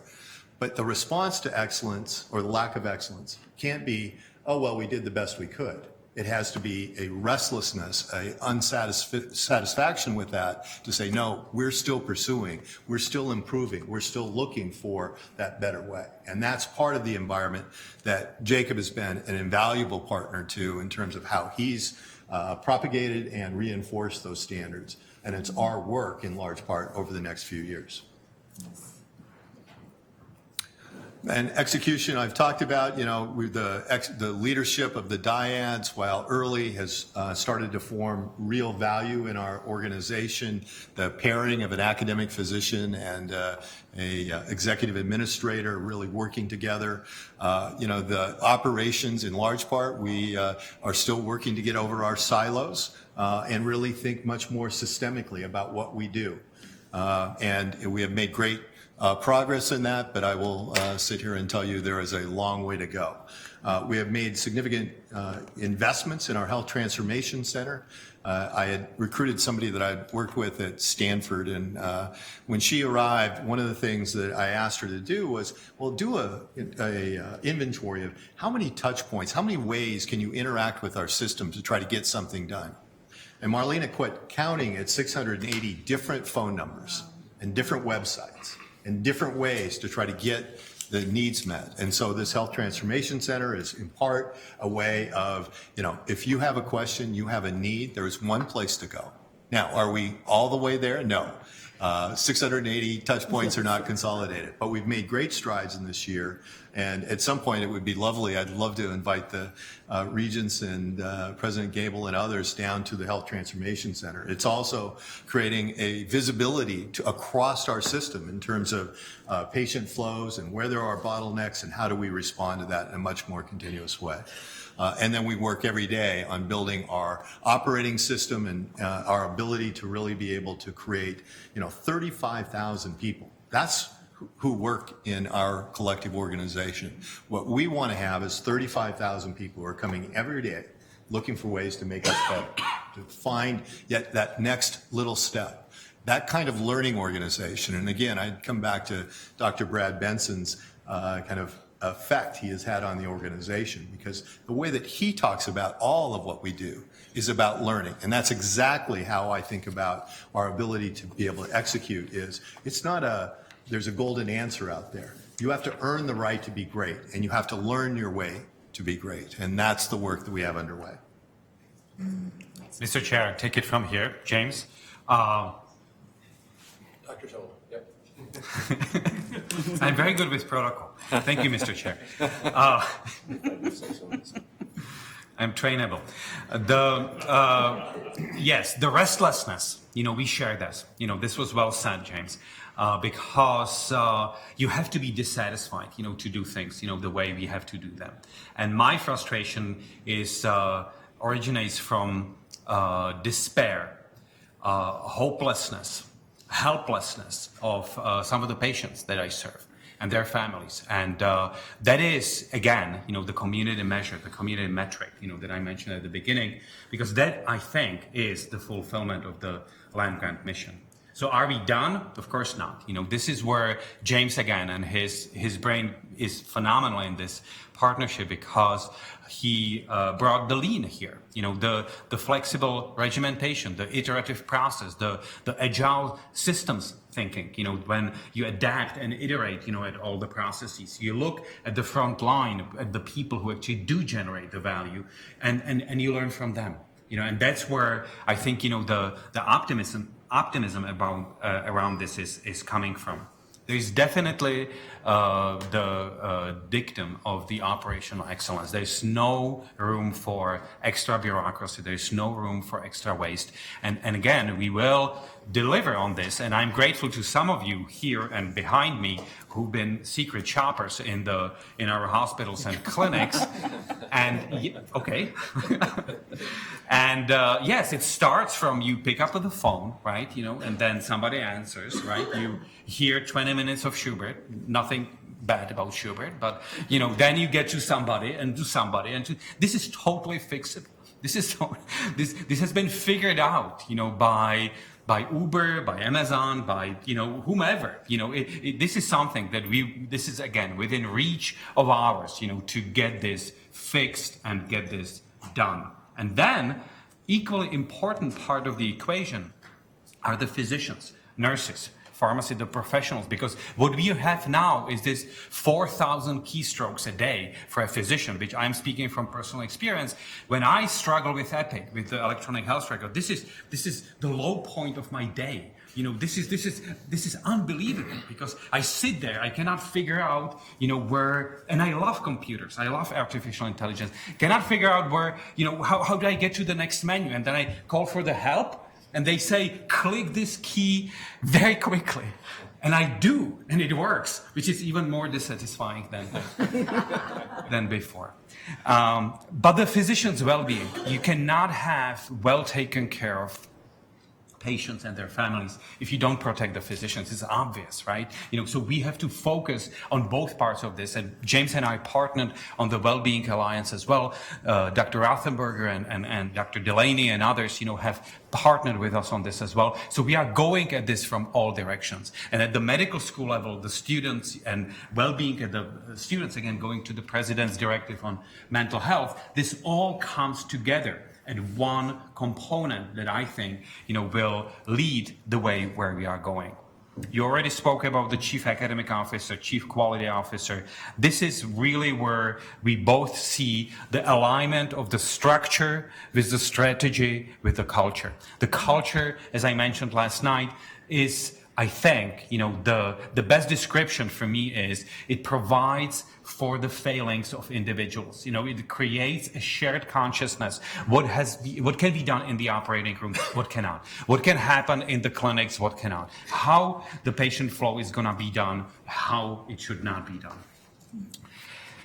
It is important at your directive because the multi-specialty practice, the university physicians serve the state and the land-grant mission. This is an autonomous corporation that has established a symmetrical, honorable partnership with Fairview and fulfilling your direction as a group practice and partnership with multitude of other partners. But again, number one goal for us is to execute on the joint clinical enterprise. Our unwavering focus is on deliver on the promise that we have done to you, James and I, and our teams.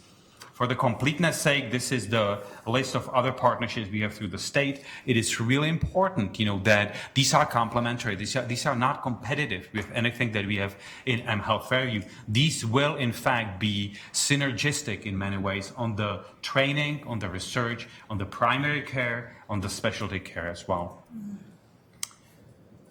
Okay. I would like to thank you for the opportunity to present to you today.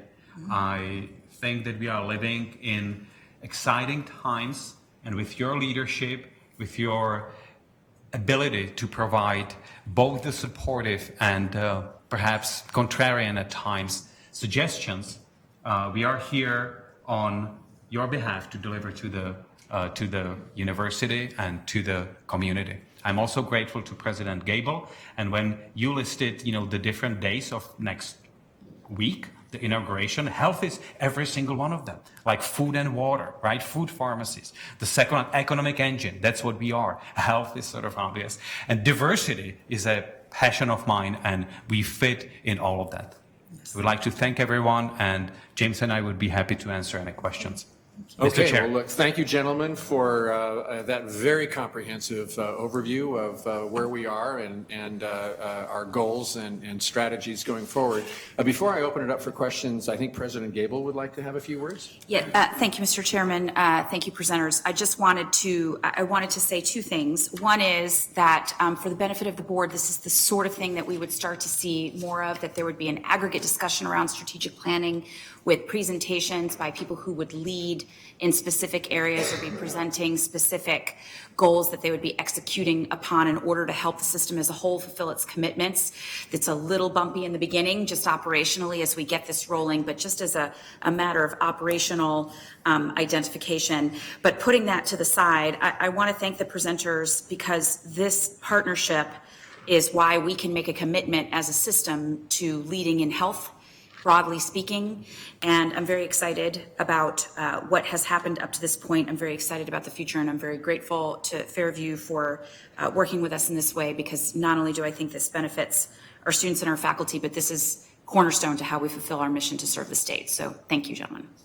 All right, thank you, President Gable. So I imagine there are a number of comments, so let's open it up now. And I think Regent Simonson, you'd like to have the floor? Thank you, Chair Powell. And I have one question, but before I get to that, I too am very excited about where this partnership can go. Dr. Toller, your vision is very clear, and if I might say, your excitement is infectious. I think the tolerization, I like that. I think I'm going to put that in my dictionary. So I think it's very good. And Dr. Herford, your experience at Stanford, when I think about Stanford, it's a history of innovation. My wife was a nurse there years ago, working under Dr. Norm Shumway, early heart transplant. Innovation. Recently, I was involved with a company that's out in the Bay Area that worked with a polyphenol type product, and Stanford introduced that into children that had Clostridium difficile. Innovative type stuff. And so when I think about that and the partnership that is there in the two experiences, I'm very excited about that. The question I have is, Dr. Toller, you showed a map showing all of Minnesota early on, okay? And I like that. I happen to live in the southwest corner. And we have two hospitals there. We have an Avera Hospital and we have a Stanford for local stuff. And then if the local physicians need more help, they'll send them over to Sioux Falls for more specialty type stuff. And then if they need more help yet, they'll go to Mayo. Okay? And I often wonder, and I talk to people, I've got a friend right now that's immunocompromised, has joint problems, skin problems, immune system problems, okay? And I've tried to talk to her about getting up here. But very little information in that part of the state about what the University of Minnesota can offer. And so I'm just wondering if there's any part of your strategic plan that can reach to southwest greater Minnesota and bring, and when you look at that stuff that my friend has, I mean, it goes from clinical to research very quickly. And it's part of your vision. So I'm just wondering if there's a way you can include that part of the state.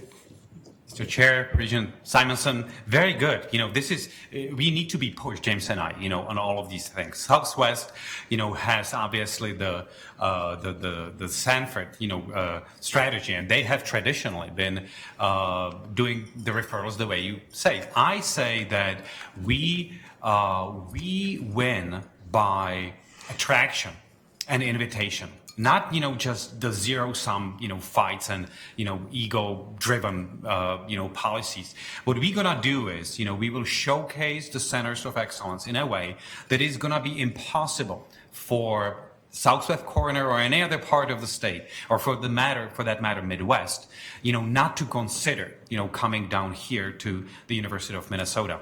And some of the referrals, and James can speak, more eloquently to this, are truly, packages. There are agreements. That, right? So the patients have very little say, in how they're going to travel and where. My prediction is that within not a decade, but within 3-5 years, the ownership, the center of gravity of the decision making will move to the patients and their families. We already know that 72% of decisions in healthcare are made by mothers, and on behalf of the whole family, kids, parents, spouse, whatever. And that's where we focus, our brand, launch and our directives there. And this is going to be statewide, and I think, that we will overcome, in many ways, because we will have something that nobody else does. James? Thank you, Dr. Toller.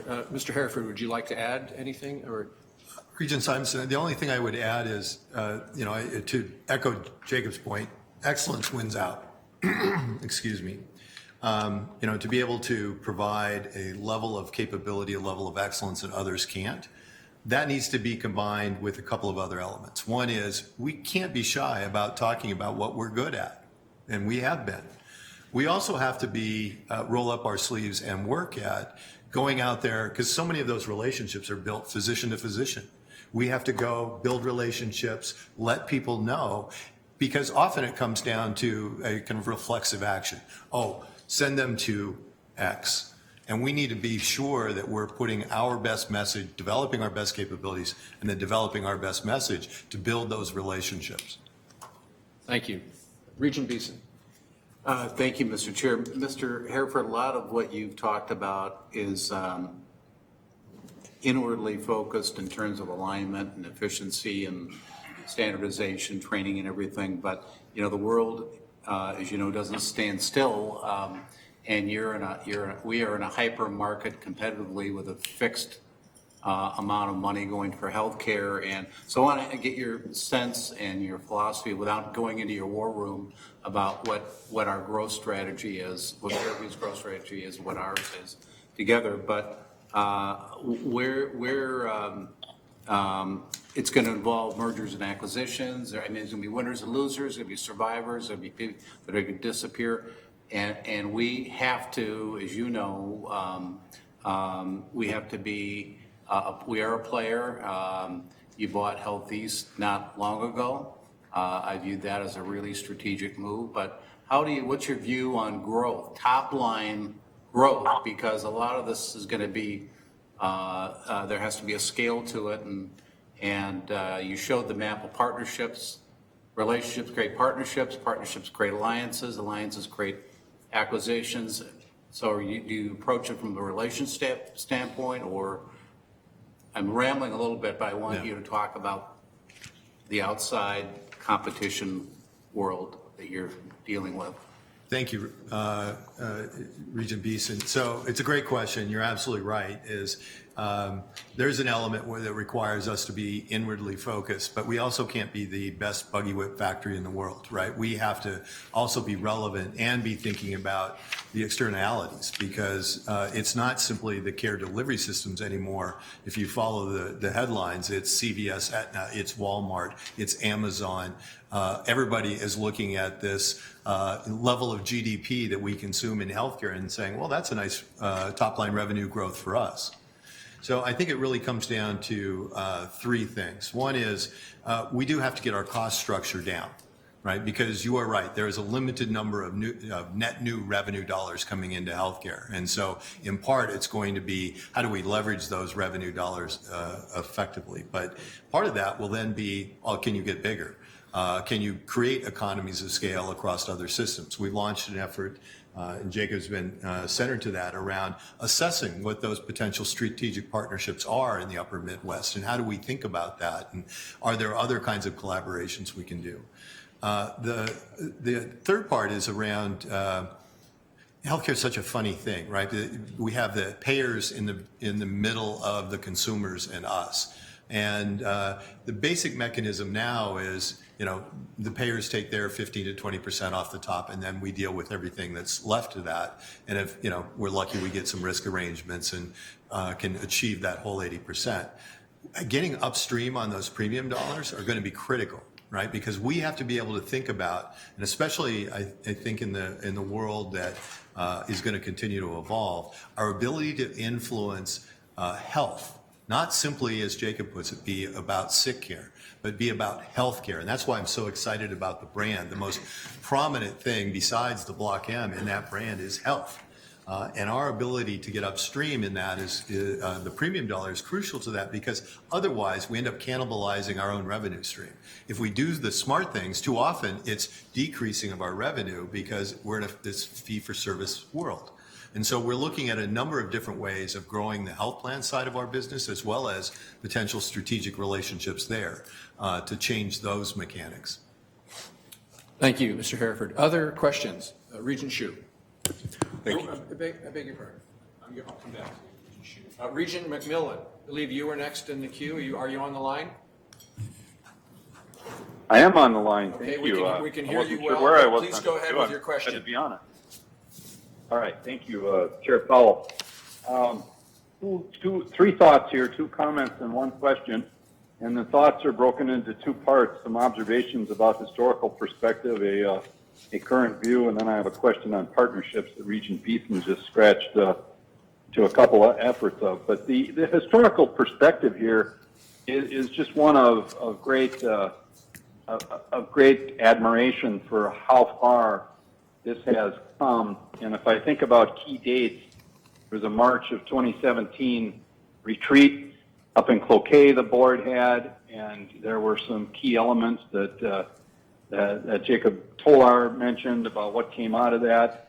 September of 18, when the board approved the current working agreements, and now to find us here today and to sit here, one, to review the materials ahead of time, to write up the slides, and then to hear Dr. Tolar and James Hereford walk through all this. It's just you deserve tremendous credit for executing what looked Herculean and near impossible at several times to at least this region. So I just want to say that it's important that people appreciate that. Not everybody has that perspective. Several of us do, but really, really, really good work to have this kind of a report today. Second, and I don't want to make a habit of this, I did it in May, but as a current view, someone who has just this week experienced excellence at your facilities, I want you to know that you are providing excellence, and I went through a long and complicated process, and I'm home today and recovering nicely, thanks to the expertise that the UMP physicians and the Fairview M healthcare providers deliver. So that's take that as you will, but Dr. Hereford and Dr. Tolar, it's very personal. So I'm wonderfully happy about that. Here's the question. I'm on page 73, which is the health systems partnerships, And Regent Beeson a moment ago referenced, how are you viewing the marketplace? And James Hereford was just a moment ago talking about that. I was looking at that list and then looking at the services provided, partners, and wondering how you look at three factors: geography, ours or our partners' expertise, and then what's the marketplace, and that's probably a subset or maybe the whole of the geography question. So I don't know that there's more to add to what you provided to Regent Beeson, but if there is any more, because I look at that list and I I'll pick one out. NICU with Maple Grove Hospital. That didn't just happen. That had to happen for some reason, or Essentia, medicine, pediatric surgery. If you can bring any more of kind of that alignment as you think about, Regent Beeson mentioned growth, but just as you think about what partnerships to invest in, which ones to perhaps move beyond, what new ones to create, how do you think about our expertise, our partners' expertise, where they are, where we are, and what the marketplace looks like? Well, thank you, Regent McMillan. Mr. Hereford, do you want to comment, make additional comments on how you evaluate potential partners? Thank you, Chairman Powell. Just a couple. And Regent McMillan, great to hear. I'm glad to hear that you're recovering well and that your care was excellent. That makes me happy. And a note of thanks. If it weren't for your leadership and your work, a lot of this wouldn't have been possible. So just the one additive comment I would make is, as we've proven, these relationships can be difficult. They can be challenging. To bring them to fruition is always a somewhat random walk through conversation and negotiation space. But at the end of the day, they often come down to the kind of relationship you have with the individuals. And many of the partnerships and the relationships that are on that slide act in a way that create relationships that allow for a different relationship to evolve over time. So you mentioned Maple Grove. Well, there's an opportunity there because of the superlative work of UMP physicians and the work we're doing there to be able to have a broader conversation. The same way to be true with whether it's Essentia or other care systems in the state. So I do think the work that we do and the relationships, as Jacob said, are additive. They are additive in one key way, which is to build relationships that allow us to have a different level kind of conversation in terms of moving work forward. Thanks, Mr. Hereford. Regent Hsu. Thank you, Chair Powell. Thank you, gentlemen. I'm extremely thankful for all the work that you guys have been doing. It exceeded my expectations in terms of time frame and everything. And you guys even almost have matching ties on, so I think that's all working. And the maroon and gold. We talked this morning. I think what you're doing, what we're all doing, is extremely important for the state of Minnesota. That other healthcare system down south, they're going by the term destination medical, which I've always felt really left Minnesota out of things because people are flying in for treatment and they're trying to develop all the infrastructure around that, including hotels, et cetera. And I was, excuse me, as I was driving in this morning, I heard on the radio that because the Mayo is removing services from places like Albert Lea, we now have a new competitor in the marketplace, which is the Mercy system based out of Des Moines, Iowa. They're coming up and they're going to start providing services down in Albert Lea.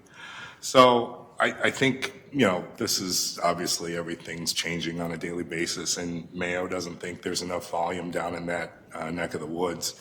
So they're pulling out. But I think it's all, it spells opportunity for all of us, and I hope you guys are looking at it. So thank you again, and I appreciate your efforts. Thank you. All right, thanks, Regent Hsu. I think we'll have one more quick comment and question from Regent Schwigum, and then we'll have to wrap this up. Well, I could pass I'll do it real quick, Mr. Chairman. Thank you. And the two of you, again, compliments on bringing the two organizations together. Dr. Toller referred 3 times to best in class. And I used to show cattle and hogs at the state fair, and I'm wise enough to know that what gets you to best in class will not keep you to best in class. And you've mentioned telehealth, you've mentioned maybe the Shriners Hospital yesterday. What's on the right? What's next? What keeps us to best in class? Give me just a little touch of what you see a year from now when you're sitting here, 2 years from now. What's next? Dr. Toller? Mr. Chair, Regent Swigum, brilliant question. This actually is one of the things that doesn't keep me at night. I sleep just fine, but, keeps me thinking, about this, because I totally agree with you that our fitness, is determined by the fitness of others. It is, a competitive environment, and I think that we can thrive in this. What is on the horizon is that what's going to happen, I think, that from 64 plus healthcare systems that we have in the United States today, within a decade, within 5 years, we will have 25. Regents Beeson Siri has interrupted me. You were on consolidation. I apologize. And what will keep us ahead, I think, is what James Herford said, which is growth. We have to grow. We have to be bigger than we are today, to maintain the marketplace position that we are earning now. We have to be essential to the Midwest market. That's what Regent Simonson brought up. We have to be essential to all the big players in the region. And equally important, we have to keep the hunger for getting to the places that are the best, which is best heart surgery, best immunology, best cancer care. Because I think, one of you said that what really is important is that nobody else has what is under the waterline of that iceberg, if you will, which is the R&D. It's difficult if you are in the clinic and have a patient with pancreatic cancer for whom the standard of care is everybody dies. I don't want to be brutal about this, but or glioblastoma or something of that kind. We are the only way that this can change. And that, I think, that ability to have that invisible almost, to the public, to the patients, that invisible ability to rebuild the field continuously is, what's going to keep us at the top position. But I am, obviously optimistic about, our prospects, but I'm skeptical in a, sort of this, the classicist skepticism kind of way, questioning whether our assumptions are true and whether the assumptions that we have used yesterday are still relevant today. And in this vein, being able to look in the mirror very clearly and say, we are failing in this. This is not acceptable. My chairs heard me say this. My faculty, James knows that I'm pretty, clear about, what the expectations are, for our physicians group. The ability to be very clear, very firm about how good we are, is going to help us rebuild ourselves over and over again. Because you're absolutely right, this is what it takes. That you have a horizon, that's where you're going, and then you have this renewed courage and this renewed ability to refocus almost on a daily basis.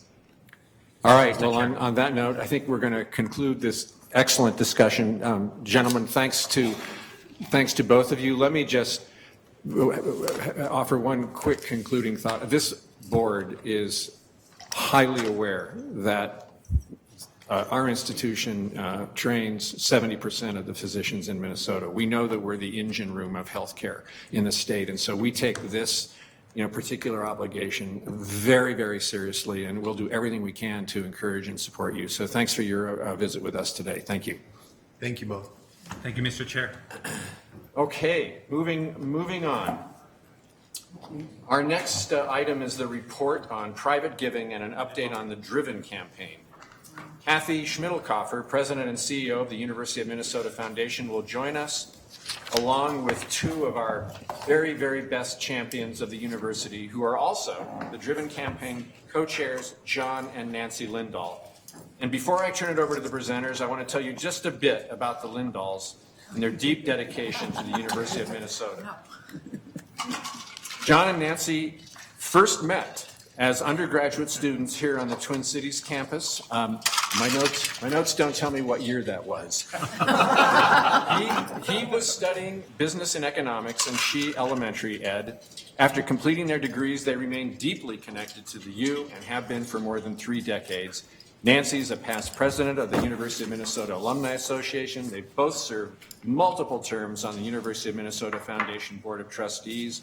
They co-chaired the TCF Bank Stadium campaign that brought football back to the Twin Cities campus. And last winter, John served on the Presidential Search Advisory Committee that resulted in the hiring of Joan Gable as our 17th president. So, John and Nancy, your legacy is truly remarkable, and we're so grateful for everything that you do. And we look forward to your report today. I think President Schmidlkoffer is going to kick us off. And please, Kathy, begin. Well, thank you, Chair Powell, members of the board, President Gable. On behalf of the University of Minnesota Foundation, I'm pleased to be here to highlight the impact of philanthropy and private giving at the University of Minnesota and provide a progress report on the university-wide driven campaign. As you see and highlighted so eloquently, I'm joined by our fabulous campaign co-chairs, John and Nancy Lindahl. You know, they lead a widening circle of campaign ambassadors and supporters, our community of Driven. And as our leaders, some of you have been engaged in the campaign for several years, and some of you are new to our Driven community. But today we shine a light on that widening circle and what the community of supporters mean for the future of the University of Minnesota. The University of Minnesota Foundation is a nonprofit organization governed by a 41-member board, with 1/4 of our trustees nominated by the Board of Regents. 2 regents and President Gable currently serve as trustees. Thank you, Regent Beeson, Regent Anderson, and President Gable for your valued service and engagement. And the Board of Regents Audit Committee Chair is also a member of the Foundation's Audit Committee, so thank you in advance, Regent Rocha, for your upcoming service. We collaborate across the university system, representing students and faculty in Crookston, Duluth, Morris, Rochester, and the Twin Cities. Our vision is focused on the future as we work together to connect passion with possibility and inspire generosity to change lives. We're privileged to work with donors and volunteers statewide, coast to coast, and across the globe. President Gable, at your first meeting with the Board of Regents in July, you shared these words we see here. I'm going to give you all a moment to kind of read them.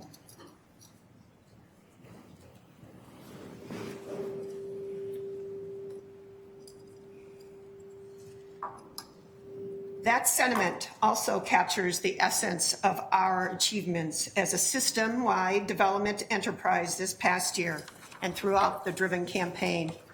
The work of fundraising and private support for the university is a team effort that impacts our students, our faculty, our research, and widens the community.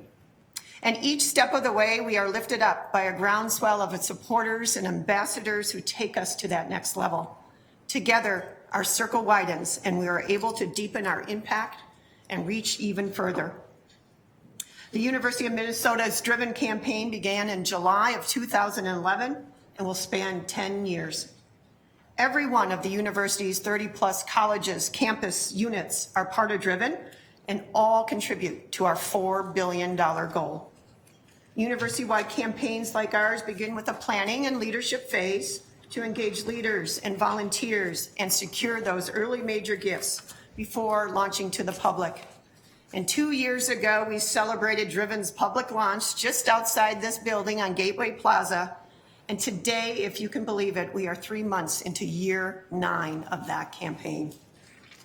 We cross campus and academic boundaries to unite our faculty partners and leaders in establishing our campaign priorities and our compelling case for support. Our priorities focus on key areas where the university is making a difference and where Driven can have the greatest impact. Those 5 priorities articulated here include innovation, agriculture, food and water, advances in health, a world-class student experience, and opportunity for all. Together, we set ambitious goals, and together we are reaching new highs for fundraising and philanthropy at the university. In fiscal 2019, more than 72,000 donors made 141,000 individual gifts, totaling $361 million. I'm pleased to tell you that broke the university's all-time record for a single year of philanthropy by $10 million. And we're also proud to tell you that the past 5 years of fundraising have been the highest in university history. So with that great news, I am so pleased to invite our Driven co-chairs, Nancy and John Lindahl, to provide an update on the Driven campaign. Thank you, Chair Powell, members of the board, President Gable. We are very pleased to report that fiscal 2019's record fundraising also helped drive the campaign to new heights. Since higher education campaigns are about building private investments in this university, all campaign counting includes not only those philanthropic gifts, but also the private grants brought in through the research powerhouse of our faculty. This campaign progress chart shows the philanthropic gifts we raised in maroon, and of course, the private grants in our other favorite color, gold. Thanks in part to our record fundraising, fiscal 2019 set a new high for private support and investment in the university.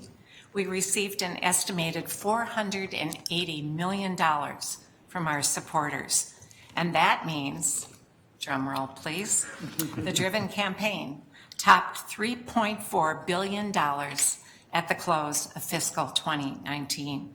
That is 85% of our $4 billion target.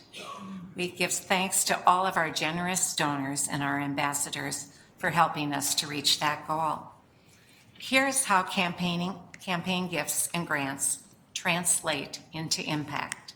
Funds continue to flow to students as scholarships, fellowships, support for hands-on experiences, study abroad, and more. Already, donors have established over 1,000 new undergraduate scholarship funds and over 500 new graduate and professional scholarships and fellowships to benefit thousands of students across our campuses. Gifts and private grants are also helping to attract and retain top faculty and accelerate the pace of research. 55 new professorships and endowed faculty chairs have been created since the campaign began. The campaign continues to support discoveries that are helping people in Minnesota and beyond enjoy healthier, safer, and more meaningful lives. Hundreds of thousands in our wider community are also feeling Driven's impact through gifts that support everything from the fight against invasive species in our waterways to the new Hycolite Chemistry and Advanced Materials Science Building on the Duluth campus, to the Bell Museum, to the new Morris Eco Center, to the new Institute of Child Development on this campus, and much more. And to put a few faces on those areas of impact, here's a sampling of how the campaign is changing lives system-wide and beyond. At UMD, philanthropy is helping ALS patients preserve their voices at a voice banking clinic. Donors are helping to fund research and support faculty, and students are working to improve the technology. Together, they're helping patients keep their ability to communicate with their loved ones. As children, Chidi Ogo and her older sister, Amarechi, immigrated with their parents from Nigeria, living in Rochester and getting a glimpse into their mother's nursing career led them to the University of Minnesota Rochester to pursue health science degrees. These hard-working sisters support one another in their academic goals and tell us that private scholarships make it possible for them to pursue their dreams of becoming doctors. On the Crookston campus, Selena received scholarships that gave her the chance to make the most of her time as a pre-vet major. She learned to vaccinate cattle, competed as an athlete on the equestrian team, studied pregnant goats, who knew, and fed elephants at a sanctuary in Thailand. Thanks to the support of donors, she built a vet school application that showed the breadth and depth of her learning. And that hard work did pay off. Selena started vet school last week, right down the road in St. Paul. Donors are helping to fund the Center for Small Towns at the University of Minnesota Morris, giving the region's small towns access to campus talent and resources. The cooperative venture helps students apply their classroom learning and strengthen their bonds to Greater Minnesota.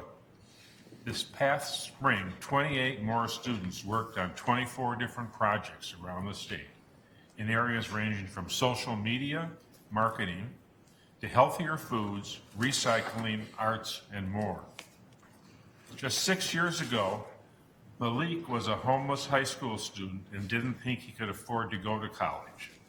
When his teacher wrote a letter to the Star Tribune highlighting the struggles of students like him, Jim and Norma Leslie were moved by his story. They created a wonderful fund to help talented, aspiring students who needed a leg up, and Malik became one of the first scholarship recipients. He received 3 job offers after graduating from Carlson last year, and now works on Wall Street as a sales and trading analyst. Lives are being changed across the state, far beyond, thanks to a widening circle of driven ambassadors and supporters. As campaign co-chairs, Nance and I are joined by 350 campaign volunteers system-wide. There is also a growing chorus of other voices advocating for philanthropy. From Washington State to Washington, D.C., our supporters have stepped forward to tell people why they believe in Driven. With their help, we now have over 230,000 donors to the campaign. And nearly, which I find to be just fabulous, half of them are new donors to the university, which really puts us in a very healthy position for the future of our school. 9 different donors have given $25 million or more during the campaign, including one donor who was given over $50 million. That's an incredible vote of confidence in the university's impact and importance in people's lives. We'd like to share how a few of our terrific campaign ambassadors are helping to widen our circle by telling their story. Philanthropy has played a key role in the story of Casey O'Brien. He's a great young man who is already giving back in so many ways. He was a high school freshman quarterback in St. Paul when he first came to the University of Minnesota Masonic Children's Hospital. He became diagnosed with osteosarcoma, a rare bone cancer. His parents had traveled the country seeking the best care, but everyone pointed him right back here. Our cancer specialists lead one of the nation's top osteosarcoma research programs through the Masonic Cancer Center. And with the help of his university medical team, Casey beat back his cancer then and 3 more times since then. P.J. Fleck was the only college football coach to offer him a walk-on spot to play football. And now Casey is excelling as a finance major at the Carlson School. And while you may have heard of Casey before, you may not have realized how philanthropy impacted his journey. The university's visionary donors helped to make Casey's stories possible by investing in our medical experts and the very latest research needed to find the next treatment and a possible cure. And Casey has been spreading the word to others. He volunteers at the Masonic Children's Hospital to give a boost to young athletes and share his story to help raise awareness and funds for that support of the medical enterprise. The amazing part of his story is that in July, Casey was the keynote speaker at the Big Ten kickoff luncheon in Chicago. 2 of his dreams have come true, playing for the Gophers, and telling his story on a national stage to help others. We could not ask for a more inspiring teammate. And I'm privileged to tell the story of a remarkable man who serves alongside us on the campaign steering committee and on the foundation board of trustees. This is a hard one for me, so there may be tears. Irwin Kalin walked across the border from Soviet-occupied Hungary to Austria the night of November 23rd, 1956, with nothing except the clothes on his back. He had an undergraduate degree from the Technical University of Budapest, so he wrote to every university he could think of. The University of Minnesota offered him more money than he had ever seen before, $140 a month for a teaching assistantship so he could earn his master's in electrical engineering. Though he didn't speak English when he came, he did come to Minnesota with his trusted German pocket slide rule in his pocket, which he still owns to this day. He went on to a most successful career as a venture capitalist, but he never forgot the university that gave him that chance. To show his gratitude, he and his wife made a generous gift to create the Kalin Family Graduate Fellowship for electrical and computer engineering students, especially those who are immigrants or children of immigrants. There wasn't a dry eye in the house when Irwin told his story at our Board of Trustees meeting, encouraging all of them to think about how they might give back too. So, as the daughter of a longtime faculty member, 42 years on this campus, I'm proud that many of our faculty, staff, and retirees also contribute financially to support students, programs, and research. As Nancy and John just shared, our students, alumni, and friends are key to growing our base of our driven supporters. And our employees university-wide are woven into the fabric of this generous community as well. Their giving sends a strong message to our potential donors, showing that employees are committed to the university mission. In fiscal 2019, we launched a special initiative to invite more university colleagues to join in making a financial contribution. The goal was to deepen the culture and habit of giving among faculty, staff, and retirees to extend beyond the scope of the campaign. The results and our dedicated faculty and staff speak for themselves.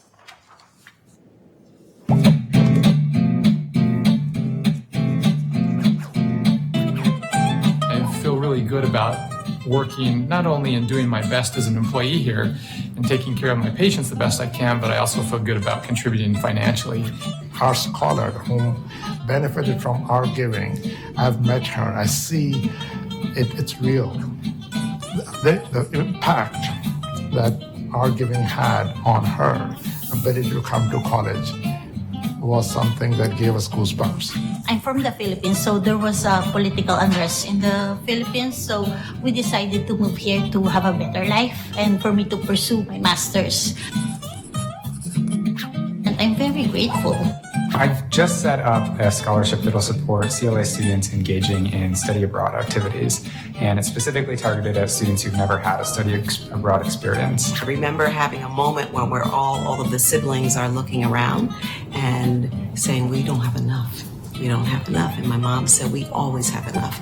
We will always share. I've given to the Bell Museum because of my lifelong or career-long passion of sharing information about astronomy. You can inspire kids to get excited about the sky and think about space or science or technology or something they may want to do. I can feel good about building our community in many different ways here at the university.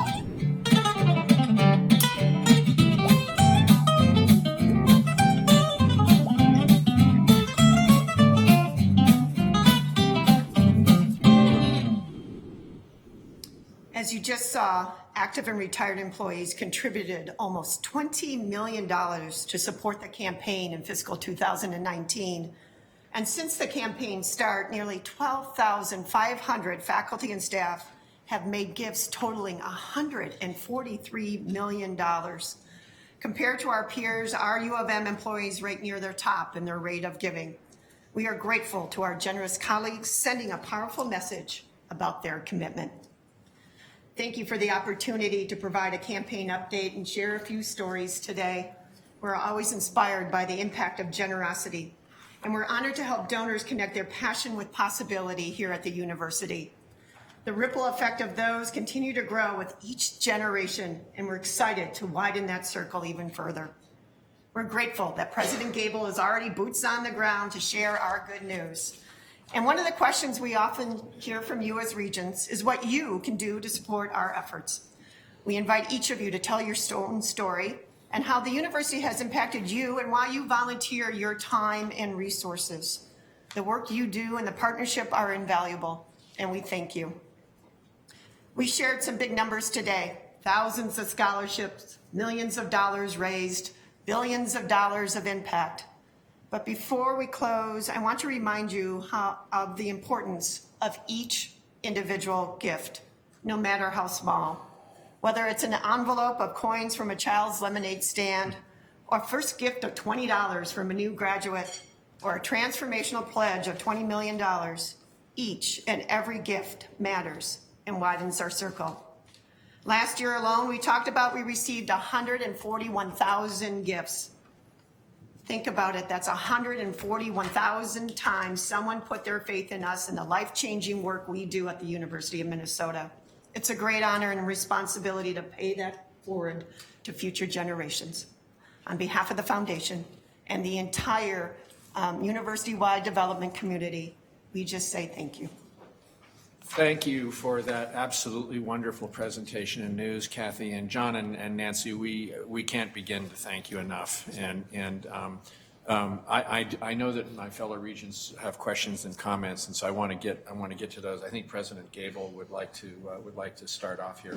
Thank you, Chair Powell. I have to add my thanks that the chairman just expressed to the foundation, which is an incredible team of people who work tirelessly on behalf of the university, to our philanthropic partners who really make what we're able to do so much better, so much deeper, have a much broader impact. It catalyzes us, it transforms us, it inspires us to do what we do at the best and most impactful way. And it gives our partners a way to channel their passion. When you tell Irwin's story for, where he would go with all of those, what the way he feels is something that you provide, and that's a gift that we're such grateful beneficiaries of. But I think we have to offer our particular thanks to John and Nancy Lindahl, because we may have 350 ambassadors, but they are following an example and a model for what it means to be multi-generationally connected to this institution in a way that will affect multiple generations to come. So please allow us to express our appreciation for your leadership. Thank you. Thank you very much. I think we have a comment from Regent Beast. Well, thank you, Mr. Chair. Thank you, President Gable.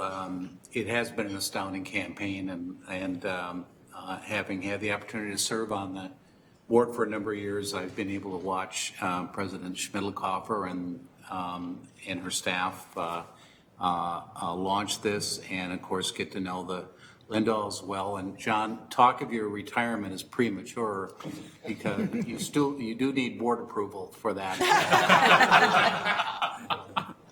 So it's you can come back later in the fall. One of the things I've learned about, and it's more about observation than anything explicit, is that donors demand excellence.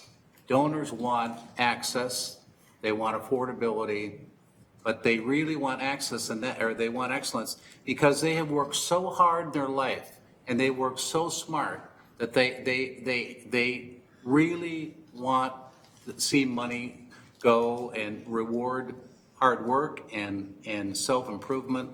So we had a conversation yesterday, and there was some criticism about double-digit tuition that we had a number of years ago, but that money was used to build the university that it is today. And I believe that it attracted the sort of donors and the following that we've all benefited from the last 20 years. This commitment to excellence began, we're beneficiaries where we need to continue it, but that costs money then. So I think our commitment to the donors is that we have to stay committed to investment and to be excellent, because their money can go anywhere. And again, they don't preach this to me, but I've seen their life's work. Lindo's a great example. They have that's what their whole life's about. So they expect us to do the same. Thank you. Thanks, Regent Beeson. Are there others? Regent Mayron. I just want to say thank you to Nancy. You know this. I was on the Alumni Association president back in the mid-'90s. When I look at what you have what the foundation has accomplished, and the commitment by you and by John versus what was happening in the mid-'90s, it is just light years. It's not even recognizable to me. So kudos to all of you for the fabulous work that you are doing and the impact that you're having, not only on the university, but the state community-wide. It's just incredible. So I'm very proud. Thank you. Thank you, Regent Mayron. So I'll just conclude by saying we've had a tremendous morning. We just, before you arrived, I think you were here, we had the pleasure of listening to Dr. Toller and James Hereford talk about, wow, and it's there's no lack of vision. Oh my God, it's unreal. But the vision takes financial resources, and to in the same day see the vision, and then to see the leadership that it takes to produce the financial resources that are going to bring that to life is, I think if you're sitting at this table, it's quite a great day. So thank you guys thank you so much for your leadership. Thanks, Kathy. Thank you. We might surprise you in the end. We want to be surprised. We want to be surprised. Thank you. All right. So we'll move on to committee business, beginning with the report of the Mission Fulfillment Committee. Regent Davenport, please will you share your report with us? Thank you, Chair Powell. The Mission Fulfillment Committee has one action item this month. The committee voted unanimously to recommend approval of the consent report, which includes academic program additions, changes, and discontinuations, and includes conferral of tenure for outside hires. I move approval of the consent agenda report. There's a motion to approve the Mission Fulfillment Consent Report. Any discussion or comments? Hearing none, if there's all those in favor of approving the Mission Fulfillment Committee Consent Report, please say aye. Aye. Any opposed? Aye. The motion carries. Regent Davenport, any additional business from Mission Fulfillment? Thank you, Chair Powell. That concludes my report. Thank you. Moving on with committees, Regent Beeson, please share the report of the Finance and Operations Committee. I will do that, Chair Powell. The Finance and Operations Committee acted on one item this month. The committee voted unanimously to recommend approval of the consent report, which includes the Central Reserve's general contingency and the purchase of goods and services over $1 million. I move approval of the consent report. A motion to approve that consent report. Any comments or discussion? Okay, hearing none. All in favor of approving the Finance and Operations Committee consent report, please say aye. Aye. Aye. Any opposed? Aye. The motion carries. Any other business, Regent Beeson? No, that concludes my report, Chair Powell. For the report of the Audit and Compliance Committee, Regent Rosa. Thank you, Mr. Chair. Real quickly, for the benefit of those who are not on the committee, in our meeting earlier today, we reviewed the committee work plan and had 3 additional discussion items. First, Associate Vice President Volna provided the committee with an overview of our role in the review of the audited financial statements. During the month of October, the committee will have the opportunity to review these statements prior to their final issuance by Deloitte, our external auditor.